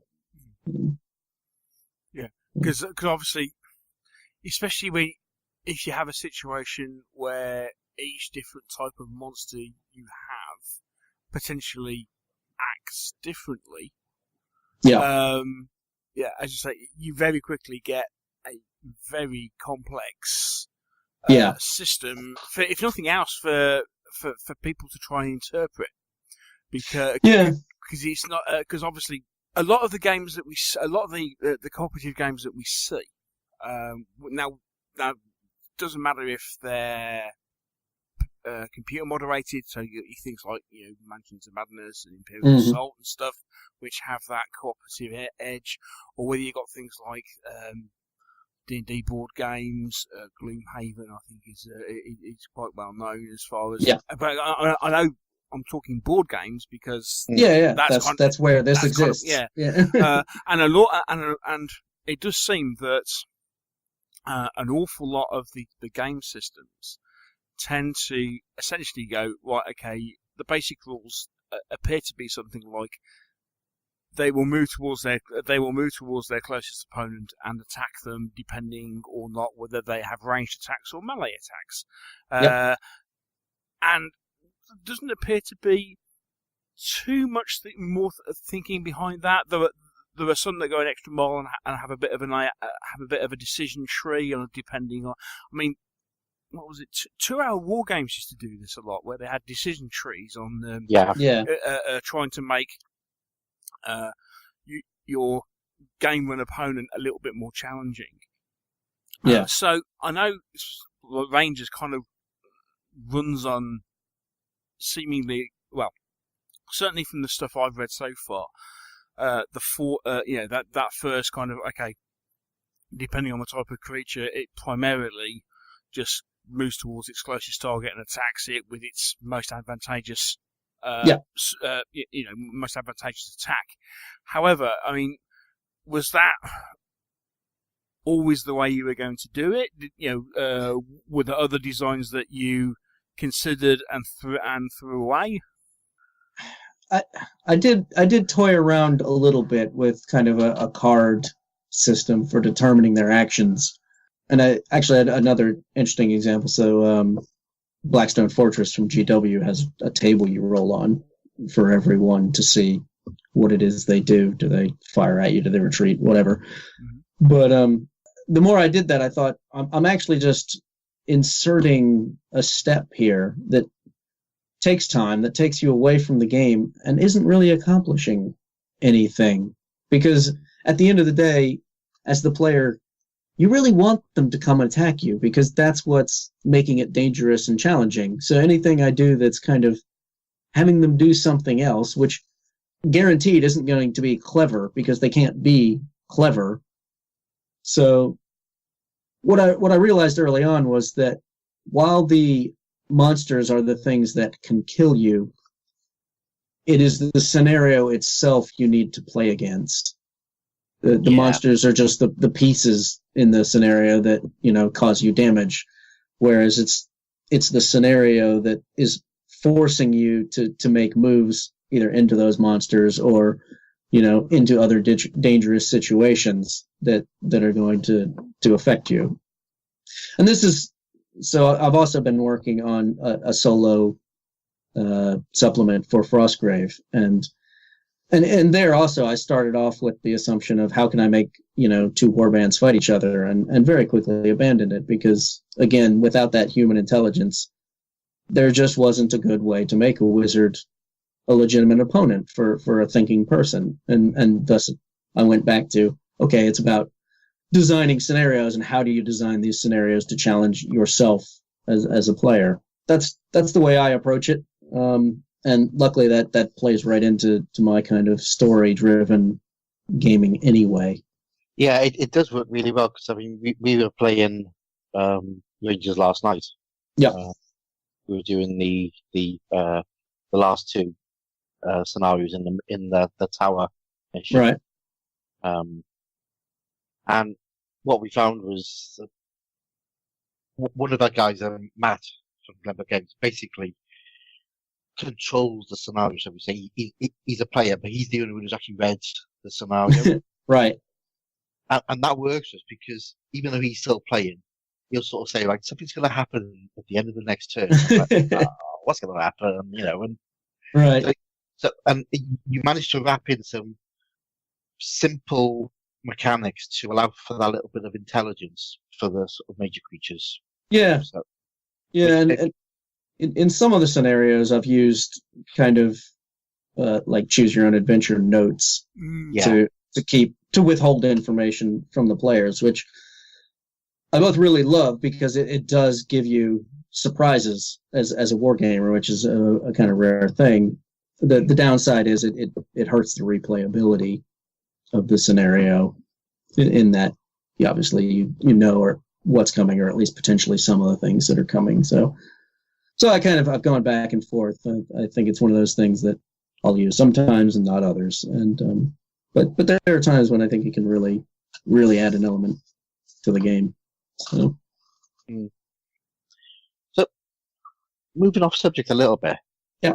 If we looked at historical games, mm-hmm. what do you think would make a good solo or cooperative historical game? I think first you have to you got to ask yourself why you're doing historical.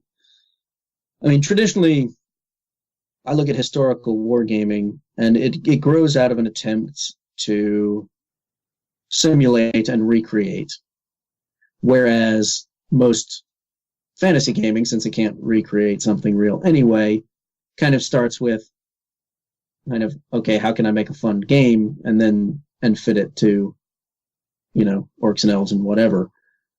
So you start with some really different assumptions, and if your assumption is I want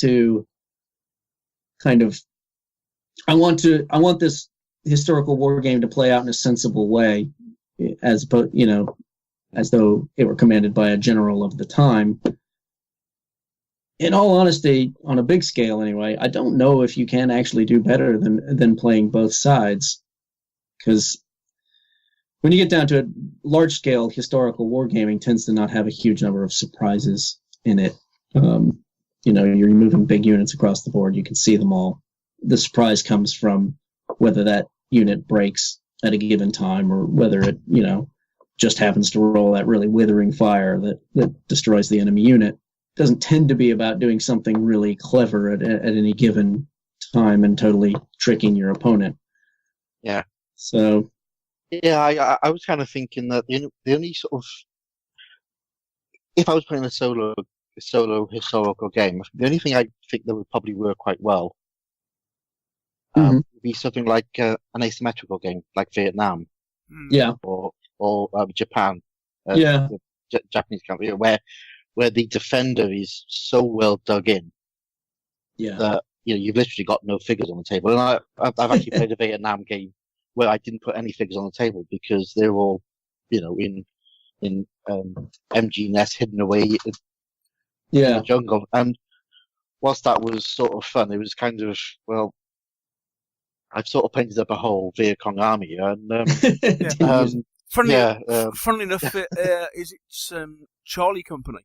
The Vietnam War's Charlie Company. It does exactly that. You have a games master that runs opposition to the three forces, shall we say? Yes. But yeah, the baddies. Yes, for want of a better phrase. Yes. But having said that, potentially you may place one or two figures on the board. Other than that, you may not even know if you've caused any casualties by the end of the game. Right. Because again, but part of that is again, it's that generating, for want of a better phrase, a certain paranoia in your yes. in your players that actually they do not know what's going on, and they're not 100% sure what's coming. And I must admit, for myself, that's one of the appeals I think of the co-op gaming that I've played, is the fact that actually, rather than this, the standard kind of opponent dynamic, the fact that we're in a situation where we're all in this together against whatever the scenario is going to throw at us, and and then how we actually then deal with that particular situation. As you say, I suppose it's a bit more difficult in the sort of format that you're designing in, Joe, where it's a case of, well, at some point it's got to be written down. Yeah, exactly. Somebody has to know what's going on. Yeah, I mean that's the advantage that the true role playing will always have. Well, the game master, it has the game master, and you can bring that into wargaming, and this is something I actually talk about in Perilous Dark, which is the Frostgrave book about solo and cooperative gaming. That if you want that experience, you can do that. You can add that game master, and that is a great experience. However, somebody doesn't get to play then, it doesn't, or at least doesn't get to play as one of the fun heroes. They have to do the work, kind of, and some people really love doing that, but that's just a different book. That's not what I was talking about. I wanted to do away with that game master and present rules and ideas for how you could do without that game master. To go back to the historical, I did want to actually mention one game, which is the original Ambush Alley, which it's not a solo co-op game, but I think I took a lot from that game that I've used in Rangers. So kind of most of their scenarios, I mean, one, it's a scenario-driven game, but they had the kind of random encounter charts that I use. They also had card events, although they were much less frequent. But what I really took from that game was this idea of playing a game where you kind of go along and everything's fine, and then on one turn you look around and you just, oh, how did we get into this situation? It's just totally spun out of control on us, and that paranoia, like you were saying, it's just like, that's what I want to generate. These moments of, oh crud. Yeah, and it is those random events, because I've actually got I've got a whole list of notes here, and one of them right at the top, it says Ambush Alley, Ambush Z, and Force on Force. Yeah, as great games that can be used in a co-op or solo way, because you tend to have one active player and then one reactive player, don't you, in those games? Yeah, quite literally. In Ambush Alley, it's one player's almost always reactive. Which also I always thought, well, they're a little bit less fun to play. So part of that was kind of like, well, how can I do away with that player? Yeah, and have everybody playing on the other side. So, and one of the things I do like about playing Rangers is the event. Is these random events. You've got a deck of cards, pull out a card, you compare that to what this event is. So it does give you that little bit of replayability, because events are happening in different orders, and because you've got more events than you have turns, you don't always get all of the events. It also find all the right stuff. It also gives you an opportunity for some real good kind of story moments. Things that maybe even aren't hugely important as far as the game you're currently playing, but important in terms of how you view the game you're playing. So like in Rangers, you tend to find a lot of things that mechanically they're worth experience points, but thematically, you found an old love letter, or you found, the sword that belonged to whoever, and, you take it needs to be returned to his family. These aren't important things in terms of, rolling the dice, but I think they're important in how you remember the game and think, oh, I remember that game. That's when we found the X, and, so it's that randomness that really brings that out. Again, it's all getting back to, we keep circling around to stories all the time, isn't it? It's about the storytelling in this sort of genre. It is for me. It's not for everybody. Some people prefer the more tactical end of wargaming and more kind of chess-like, and some people just like the army building, and just I like making lists and coming up with power lists, and I try very hard to, that's not my style of gaming, but if that's what makes you happy, go for it. But you may not want to play my games then.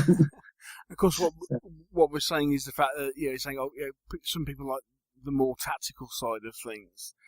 That is at the point where if you're still doing that but attempting to do solo gaming, that's kind of where the potential AI for whatever you're facing just becomes hellishly complicated. Yep. Yeah, or you end up with situations where if you follow the letter of the rule, this happens, but it doesn't make any sense. So, the narrative player will go, all right, well, we'll move them this direction instead of that direction, because that's what actually makes sense. But it's tough. It's tough to write the rules to kind of, well, at the end of the day, you can't write rules to suit everyone. So I write rules to suit myself and hope that enough people also like them that I can keep doing it. But so have you found that as you've gone through the development process, that actually the game mechanics that you're using in order to facilitate this style of game have changed and evolved? And what lessons have you learned from that? The true core mechanics have not changed a whole lot from, say, Frostgrave through everything, through Rangers, and kind of back to Frostgrave. I've become much more aware of what they mean, in a sense. I now have a much bigger understanding of what +1 fight means than I did when I wrote the game. That said, when I came to do Rangers, I knew one of the things I wanted to do was kind of expand the system by including skills. Because for me, skills is one of those things that role-playing games had that war games don't really. Some have a few skills, but I wanted skills to be part of it. And so one of the big mechanical challenges was how to incorporate skills into a war game, to the point where on the cover I call it a tabletop adventure game, because I think it had advanced to the point where it's not a war game in the true sense anymore. Frostgrave is a war game because it's two players fighting each other. Rangers is a game where there is a lot of fighting, but that actually isn't, in most cases, what you're trying to accomplish. And the skills play into that a lot, because, in the first adventure, you're not there to fight, you're there to investigate, and you use your skills to investigate. Now, of course, since there's zombies crawling all over the place, you have to fight. So it's still a war game in that sense, but like I said, you can fight zombies all day long, and just killing zombies does not really accomplish very much. You've got to do other things. You've got to use skills to really win in a narrative sense. For me, I think every war game is a work in progress, and you have to look at it that way, because you're never going to get it perfect. You're always going to be able to improve it. I don't think Rangers is perfect.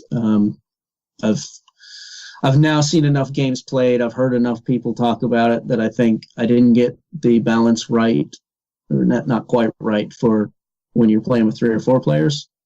It's too significantly easier with 3 or 4 players than it is versus 1 or 2. So I've started to investigate ways to increase the difficulty, to change the system a little bit, to make it harder for 3 and 4 players. It works for 3 and 4 players. It's just not quite the experience it could be. And I want it to be better. So I don't know, Joe, because we got mullered last night. This is one of the reasons it's really hard to design. Because, one, it is, as people talk about Frostgrave, it's a really swingy game. And while I hate that term, because I think a lot of times people use it in a way that shows that they don't fully understand the way probability works and the way probability is manipulated by a game designer. But I accept that it perhaps has more unlikely outcomes than most war games, because that's exactly the way I wanted it to be. I wanted it to have unlikely outcomes. But as you multiply unlikely outcomes over the course of a game, you can end up with the entire party getting slaughtered, and even in a scenario where, in general, that scenario is underpowered, but occasionally you'll still get a total party kill, which is great in a way. That's exactly, I think, what you want in a solo game. You always want the possibility of everybody dying. You just don't want it to be that high. Yeah. So again, that's finding that perfect balance, and there's no such thing as that perfect balance. But I'm always aware of it and just seeing if I can nudge it that way or this way, just that little bit to try to make it better each time. Okay, so what are your thoughts on varying difficulty levels? Have you come to any conclusions on that at the moment?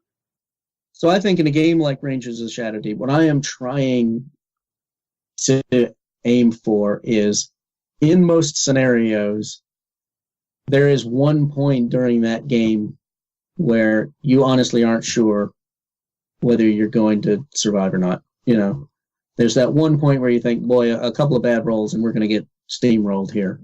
That's not true of every scenario, because I don't want...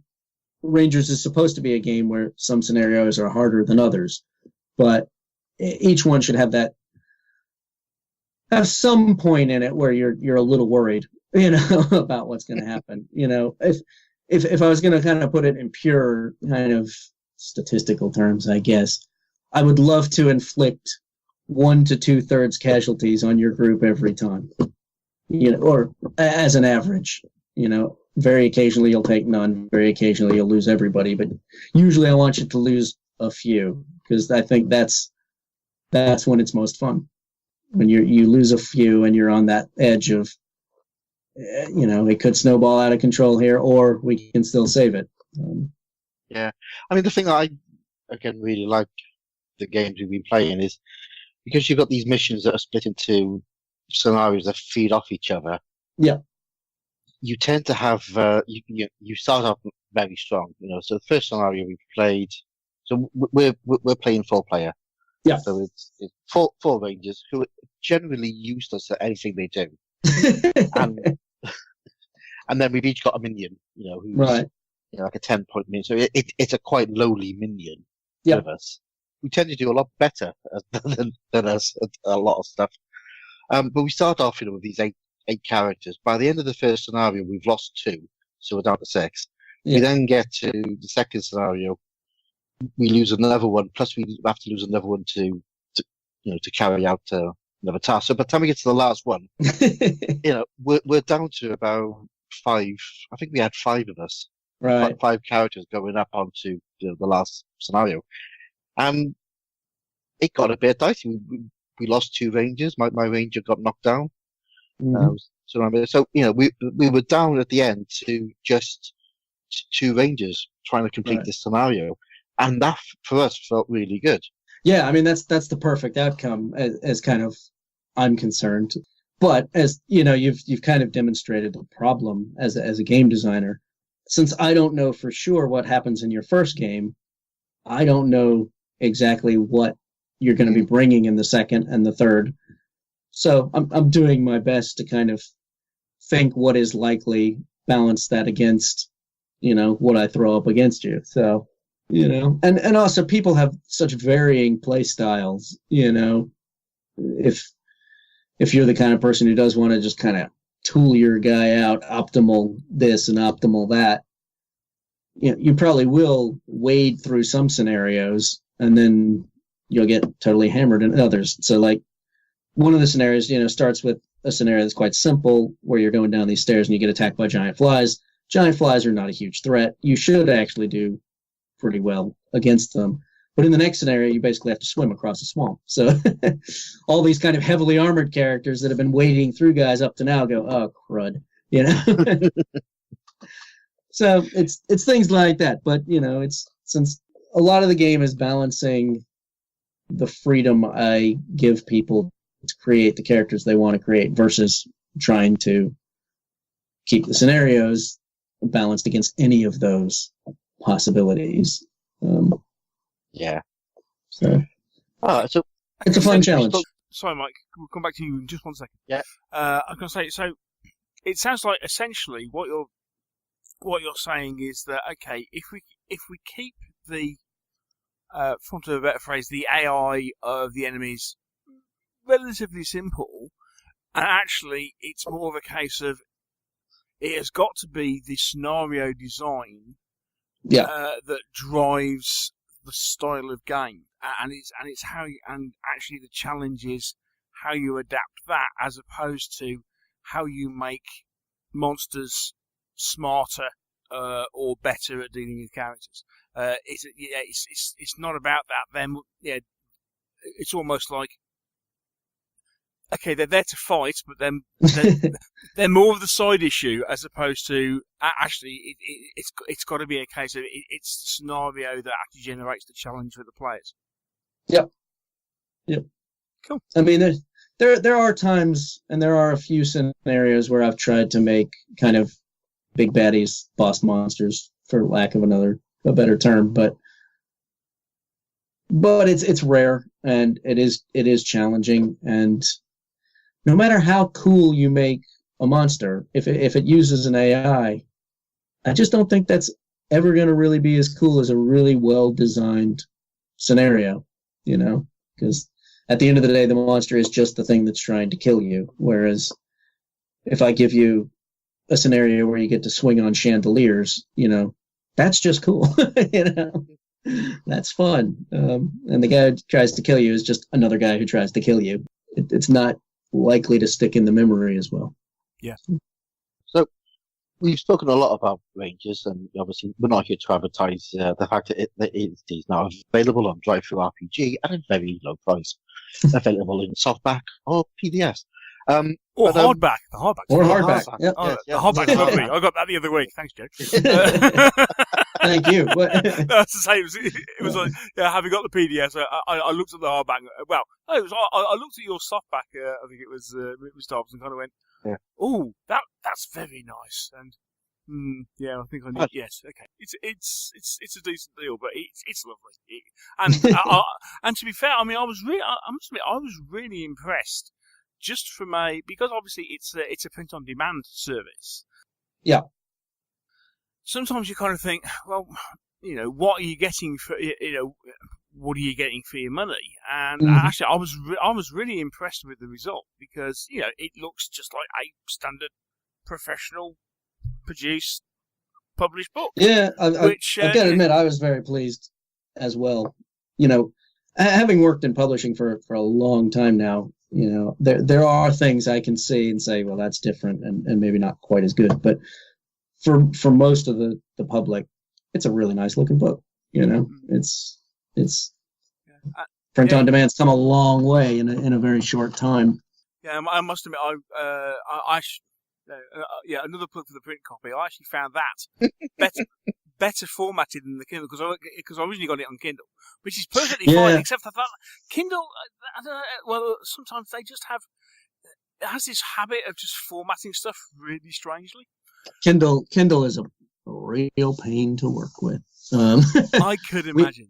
We basically had to strip all the design out of the book to get it to work because Kindle has some huge advantages. You can change the text size and things like that, but it also comes with a lot of drawbacks. And so if I were to say somebody, get the PDF as opposed to the Kindle, it's just a nicer product. It is. Yeah. For someone who owns both, it is. I will go that far. Anyway, Mike, sorry, you were going to ask a question. Yeah, I was about to say, obviously we're not here to advertise. We're going to charity now. For people out there who are interested in playing cooperatively and just playing solo, what other films do we recommend? What other rules sort of spring to mind? I suppose the big one is 2-hour war games, isn't it? Yeah, I mean, interestingly, his system, and kind of the core mechanic he tends to use, it really just lended it. Even when you were playing player versus player, you could see how it lended itself to not actually needing the player. It's very much a game of watching how things play out, almost kind of Divine Clockmaker wargaming of wind it up and see what happens. And which I quite enjoy. But I haven't played a lot of his games, but I have enjoyed what I've played, and yeah, it works really well. Yeah, I think I've only played All Things Zombie. I think. Okay. Yeah. It's a World War II game with zombies in there. But I know a friend of mine plays them a lot and swears by them, so definitely well worth looking at. Yeah, he's got a space fighter one that you play solo. I gotta try that one out because I just gotta see how that works, and plus I just love space fighters. So yeah. There's also one by Andreas Foley. Yeah. Swords and Spell Slingers or something like that. I haven't played it, but a lot of people, that tends to be the other one people mention when, if they say, I'm looking to get into this, should I get Rangers or should I get that one? Yeah, because I've tried it. I've kind of avoided looking at it just because almost out of kind of professional courtesy in a way. Like, those are your ideas. I want to make sure I don't take those, and Yeah, I mean, Ganesha games are always worthwhile looking at. Yeah, I mean, I've got several of his games, of not solo ones, but I've always been a big fan of Song of Heroes, Song of Blades, and Heroes. There it is. There it is. Yeah. I mean, one of the real kind of self-publishing success stories that kind of influenced me and said, oh, maybe this is possible. And really, one of the very few game systems I've ever seen in which it's fun to play 2 or 3 figures. Yeah. Because most game systems, if you've got 2 guys, it's just not interesting. You walk up and you punch or whatever. But because of his kind of core mechanic of press your luck action making, it can really work out really well.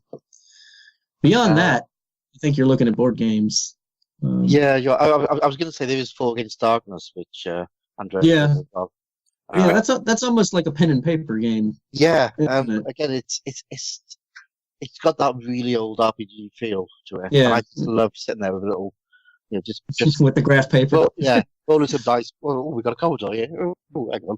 But it is interesting that again that is a system that could easily be convertible into a co-op minis game. Yeah, I actually, to the point where I think it says in the blurb of that game, this is not a miniatures game because it sounds like one, You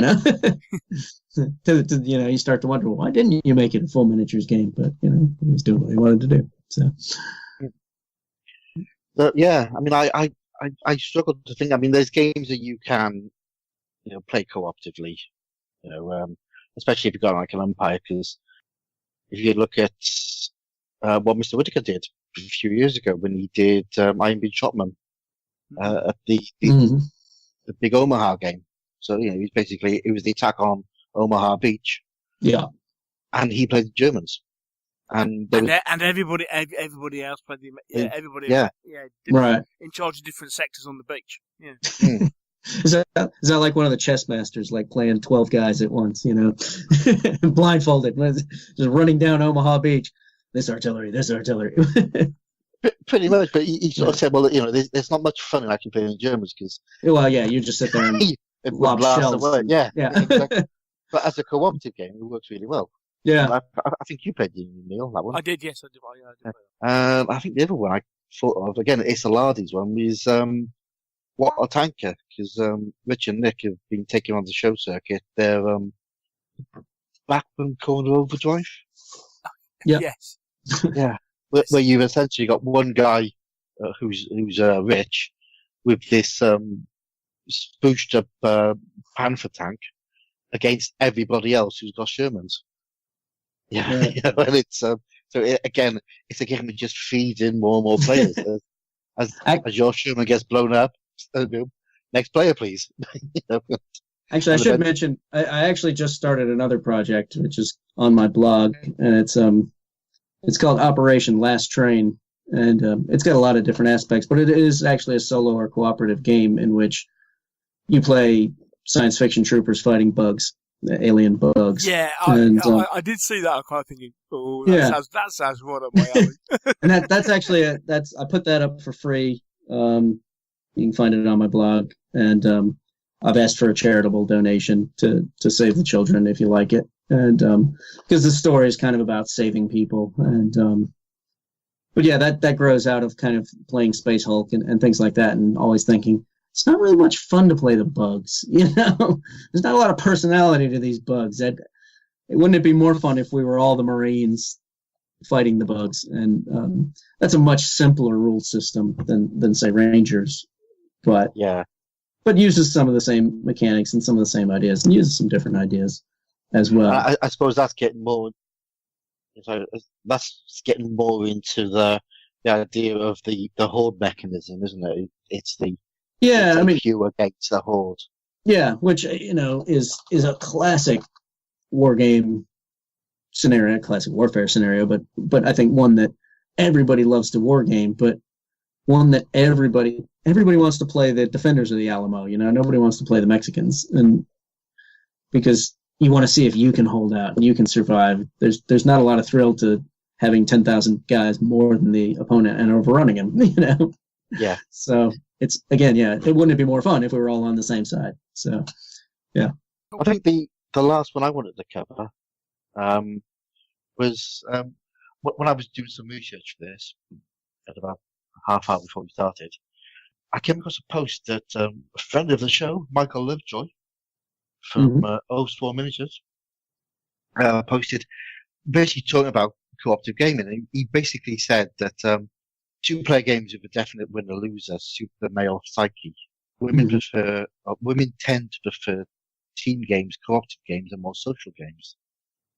So the male to female ratio on board games and RPGs is far more evenly split than for tabletop war gaming and two-player CCGs. And he basically goes on, naturally this is a gross generalization. Yeah. No exceptions. But, the question is, could playing more cooperative games attract more female players into the war gaming hobby? Yes, although I don't think that it's exactly the co-op element that's the true kind of turning point. Because one thing I saw, there's a lot more women playing Frostgrave than is probably average in the wargaming hobby in total, and I think the reason for that, and I'm just guessing, is that the aim of the game is not to kill your opponent, and by opponent I don't mean the other player. I mean killing is not the actual objective of the game. In Frostgrave, it's to grab treasure. In Rangers, it's to do whatever the scenario is. And I think that aggression that drives men to wargaming, I want to kill and I want to dominate, leads to the wargaming, whereas women want to play the game in order to accomplish something. And killing is not what they generally want to accomplish. So I think co-op games see that a lot more often, where the game is about more than just killing. So thus you see it more. But I don't know, there's so many reasons that men have successfully pushed women out of the hobby for up till modern times. When I was young, you didn't see really any women role players. Now it's probably not 50-50, but it's probably getting very close for something like Dungeons and Dragons. And part of that is just the people in charge of it realizing that, they had created a product aimed completely at men and, making some changes to the artwork, to the kind of core mentalities, and making it a safe place for women to be. And wargaming's a bit behind on that, but I think it's starting to get there. I hope so. Yeah, that's one of the kind of things when we started working on Frostgrave. I was that I want to make sure that wizards. It doesn't matter whether they're male or female. It's equal possibility. Let's represent them both, and let's make sure that there's, and let's put everybody in practical clothing. Let's. Yep. It's cold out there. Yeah. And the other thing is, I guess, you look at the spaces where people play, and in my youth, all the game stores were kind of grimy, dingy holes. And as much as that, I absolutely loved that in college, and it helped me get through university to have this dingy hole I could hide in with all my buddies. It was not a welcoming, open place. Nowadays, your new stores and your games cafes are much brighter, they're much friendlier, they're much more open, and women feel more comfortable coming into those places. And I think that's driven it a huge amount. And because those places mainly are pushing board games because that's what you can play in a couple of hours and then learn the rules to, that's kind of where a lot of this movement has started. But I think that has a lot to do with it too, just kind of where we play and how we play. And so cool. I think we're working there. We're getting there. We got some ways to go yet, but Joe, is there anything else you want to cover?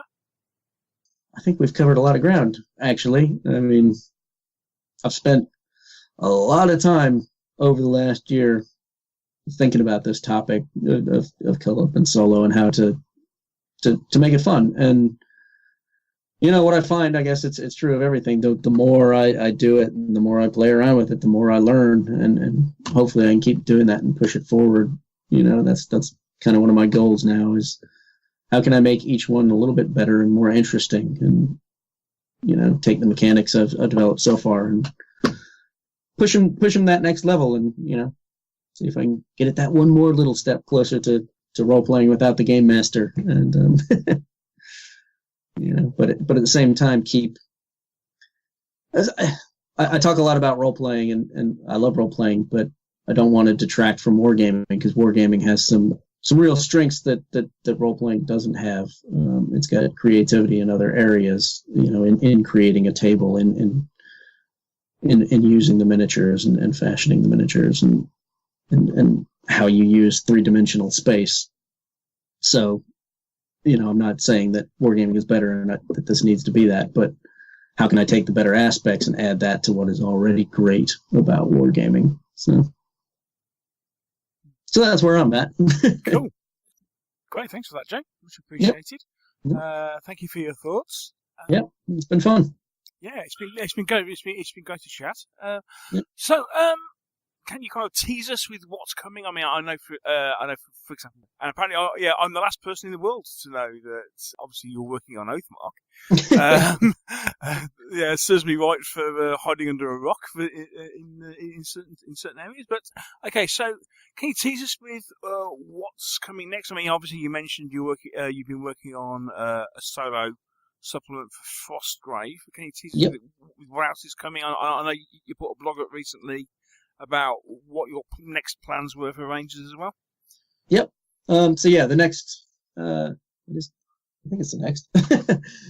Sometimes it's hard to keep track of when things actually come out because I turn them in so much earlier than they come out. But I think the next Frostgrave supplement is Perilous Dark, which is the solo and cooperative game, and it's a bit different from anything I've written before because it's kind of half scenarios and game rules and half kind of how-to guide and kind of practical philosophy. So it's kind of my thoughts on a lot of what we've covered tonight, but taken to a much more kind of, so you're designing a scenario, why don't you do X, and now that you've got X, why don't you do Y, and how to build that, and kind of the lessons I've learned over creating Rangers of Shadow Deep and filtering a lot of that back into Frostgrave. So hopefully it's a book that people will find really useful in creating scenarios themselves.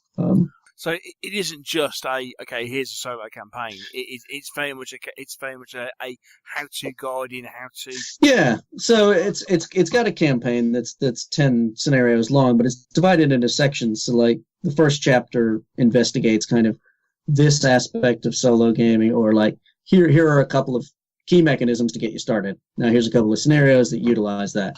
Now chapter 2. Here's some other mechanisms or some other ways you can use it, and here's some scenarios doing that, and kind of so each one gets more kind of complicated than the last. But since you've already have a grounding in those previous rules, you're not presented all at once with here's 900 different things going on. And to show the different kind of techniques you can use in these scenarios. So although then. This particular book has its basis in Frostgrave. There is no reason why you can't take those same principles into any other game. Absolutely. So it's almost, rather than just being a supplement for Frostgrave, it's actually more a handbook about solo and cooperative play. Yeah, exactly that. So and I'm a little. Part of me is slightly trepidatious about that, just because it's so much different than any of the other ones I've done, which are this is for Frostgrave, and well, it's still firmly grounded in Frostgrave because those are the scenarios. Yeah, the actual kind of points of the book can easily apply to anything. So yeah, cool.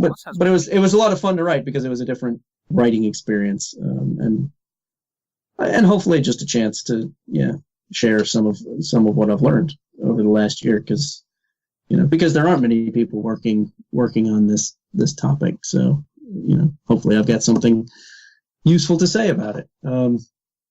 What else is coming out? So Oathmark. So that's coming probably end of this year. I don't know if the official date has been announced, but for people that don't know, that's a mass battle fantasy game. It's a true kind of rank and flank. A game with individual casualty removal. That's something I wanted if I was going to do a mass battle game. So you're watching it, so it's going to be D20 based? No. It actually uses D10s. See, I'm 50% less swingy already. But again, it while it is much more a tactical game than say Frostgrave, it still has some of my underlying philosophy in that, for me, there's always a metagame going on. So a lot of Oathmark is, instead of just directly building an army in Oathmark, you actually build a kingdom, and you choose your territories in your kingdom, and those territories allow you to draw certain units for your army whenever you go to battle. And so you almost kind of build your own army list by building a kingdom. Okay. And so a case of depending on what resources your kingdom has, that allows you to have certain. Exactly. Cool.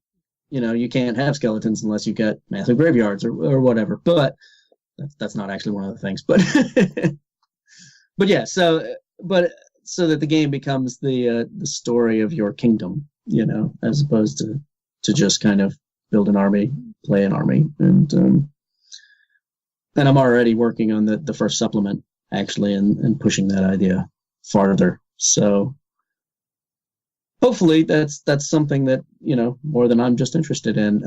It's not something that's been done very often with kind of big battle games. No, they tend to be up until now. Most of them do tend to be. Much more just, okay, let's get two armies and come together and fight. Yeah, which is, I had to start there because the game needs to be able to do that, or the rest of it's pointless. But that wasn't the part that excited me, it's the part I gotta build this basis so I can do the more fun things. So we'll see. I'm looking forward to it. It's already got, a really nice line of figures coming out and in development. And the other thing that's interesting about it, to me anyway, is that unlike most fantasy games that have gone before, the armies aren't broken down by racial lines.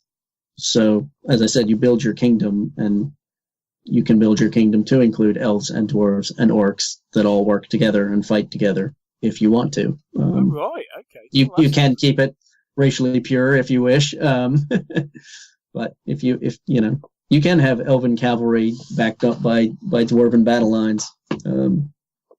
So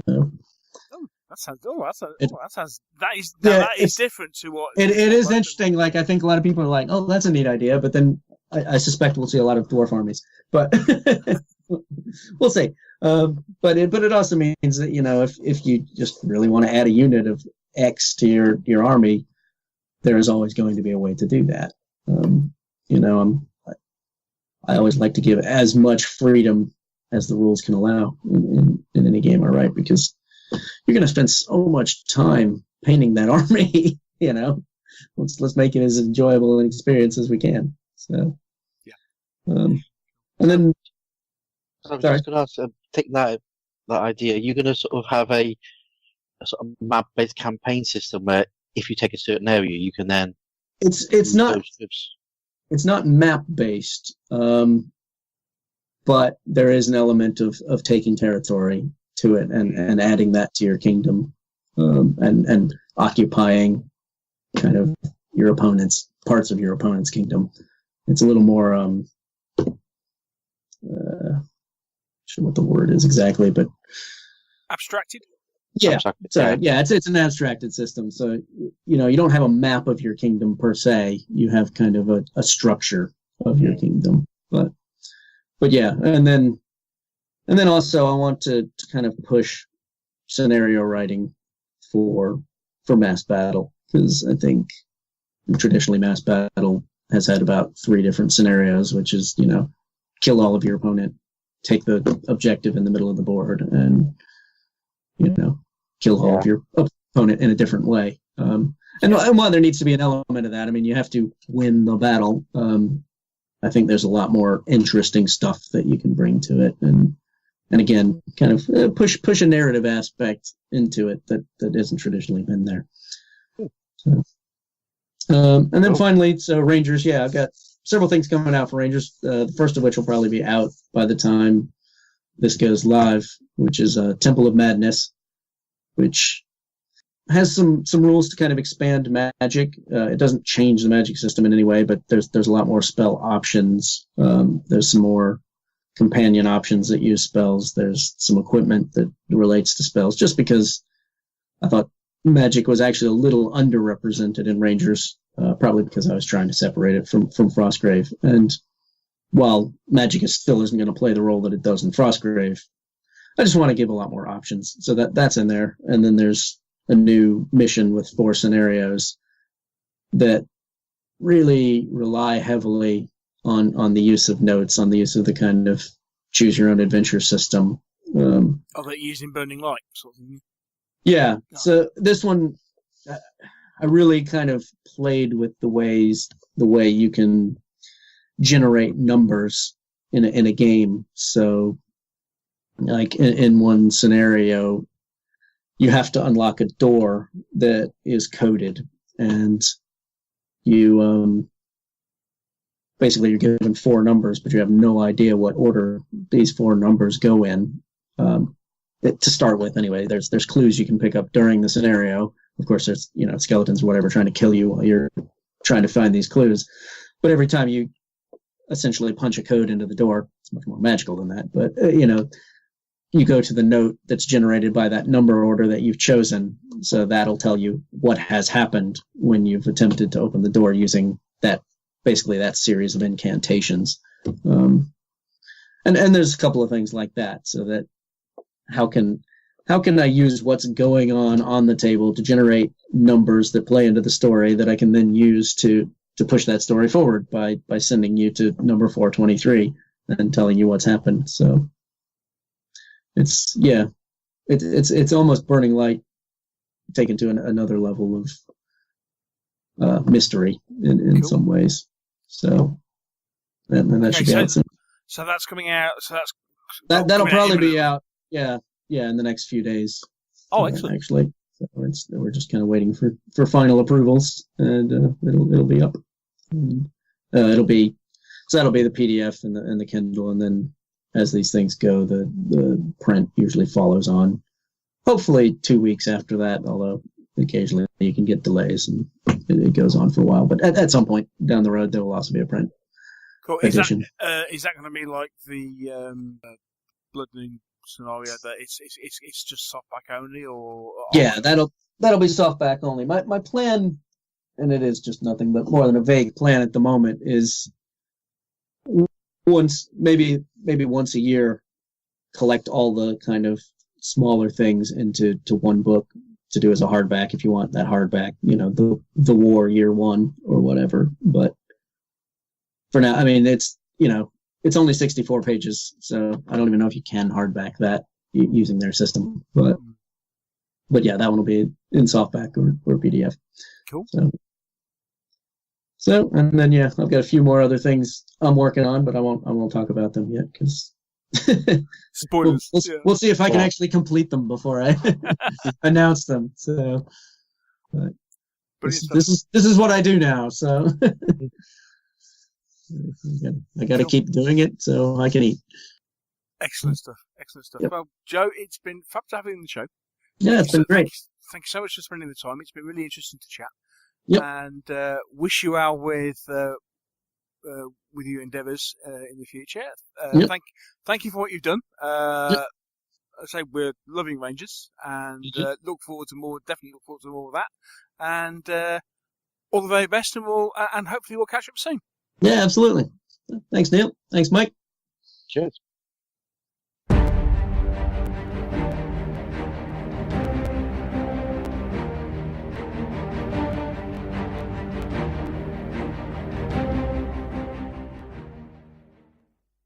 So here we are at the end of the show. There's just one thing to address, and that is, of course, the regular elephant in the room, which is what's Dave bought this week. I mean, other than a second-hand copy of Zombicide. It's hardly second-hand. One careful owner. Okay, well-travelled. Actually talking about well-travelled, his last neck. His half next finally turned up, having been to and fro from the UK from Canada twice, because they were returned the first time, but nobody dropped nobody gave him the post office delivery card. The card saying you need to take this to the post office because because apparently the first time around they attempted to charge customs duty on it, and then second time around but basically he's got a whole arrived now from Canada, a whole bunch of halfling landsknechts, or however you pronounce it. Yeah, so he's got another halfling army. But so he's been doing that. Much else? Danger Will Robinson. We've got Chilcon coming up at the weekend. So again, I think he's I think he's starting to save himself for especially with Salute coming up in the non-citizen future. I think he's saving himself to see what happens there. Yeah.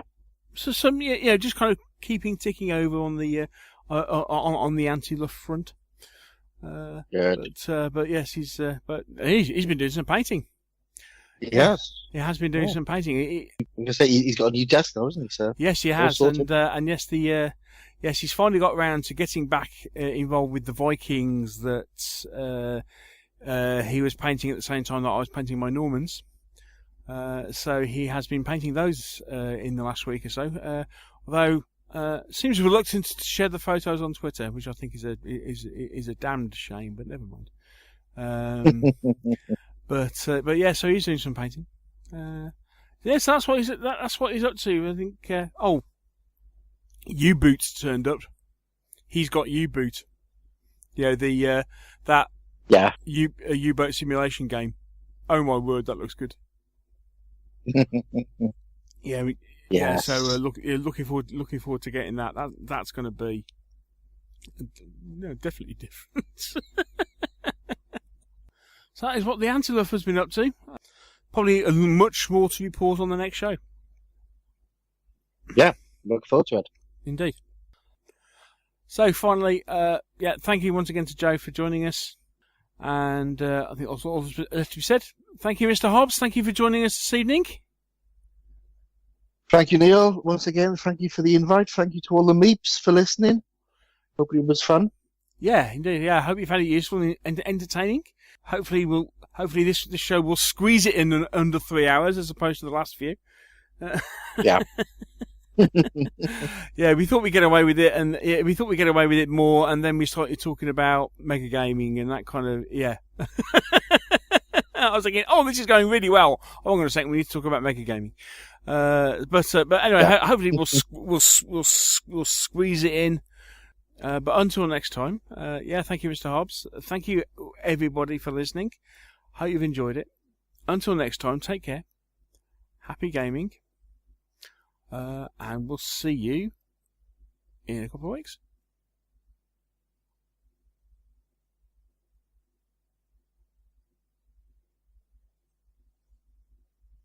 Bye.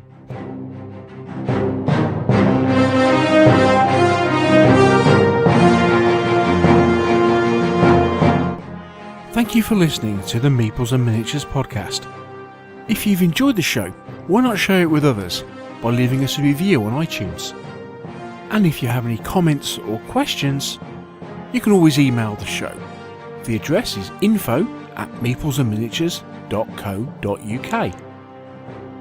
And you can also visit our webpage, where you'll find a complete episode archive, all the View from the Veranda podcasts, rules reviews, and our blog of hobby items and news, which is updated several times a week. This is also where you'll find the links to our presence on social media. And here you can follow us on Twitter or join our Facebook group. And finally, here you can also find details should you wish to support us by making a donation to the podcast. All this on the Meeples and Miniatures website, www.meeplesandminiatures.co.uk. The Meeples and Miniatures podcast is licensed under a Creative Commons Attribution, Non-Commercial, No Derivatives 3.0 Unported license. Thanks again for listening, and we'll see you in a couple of weeks.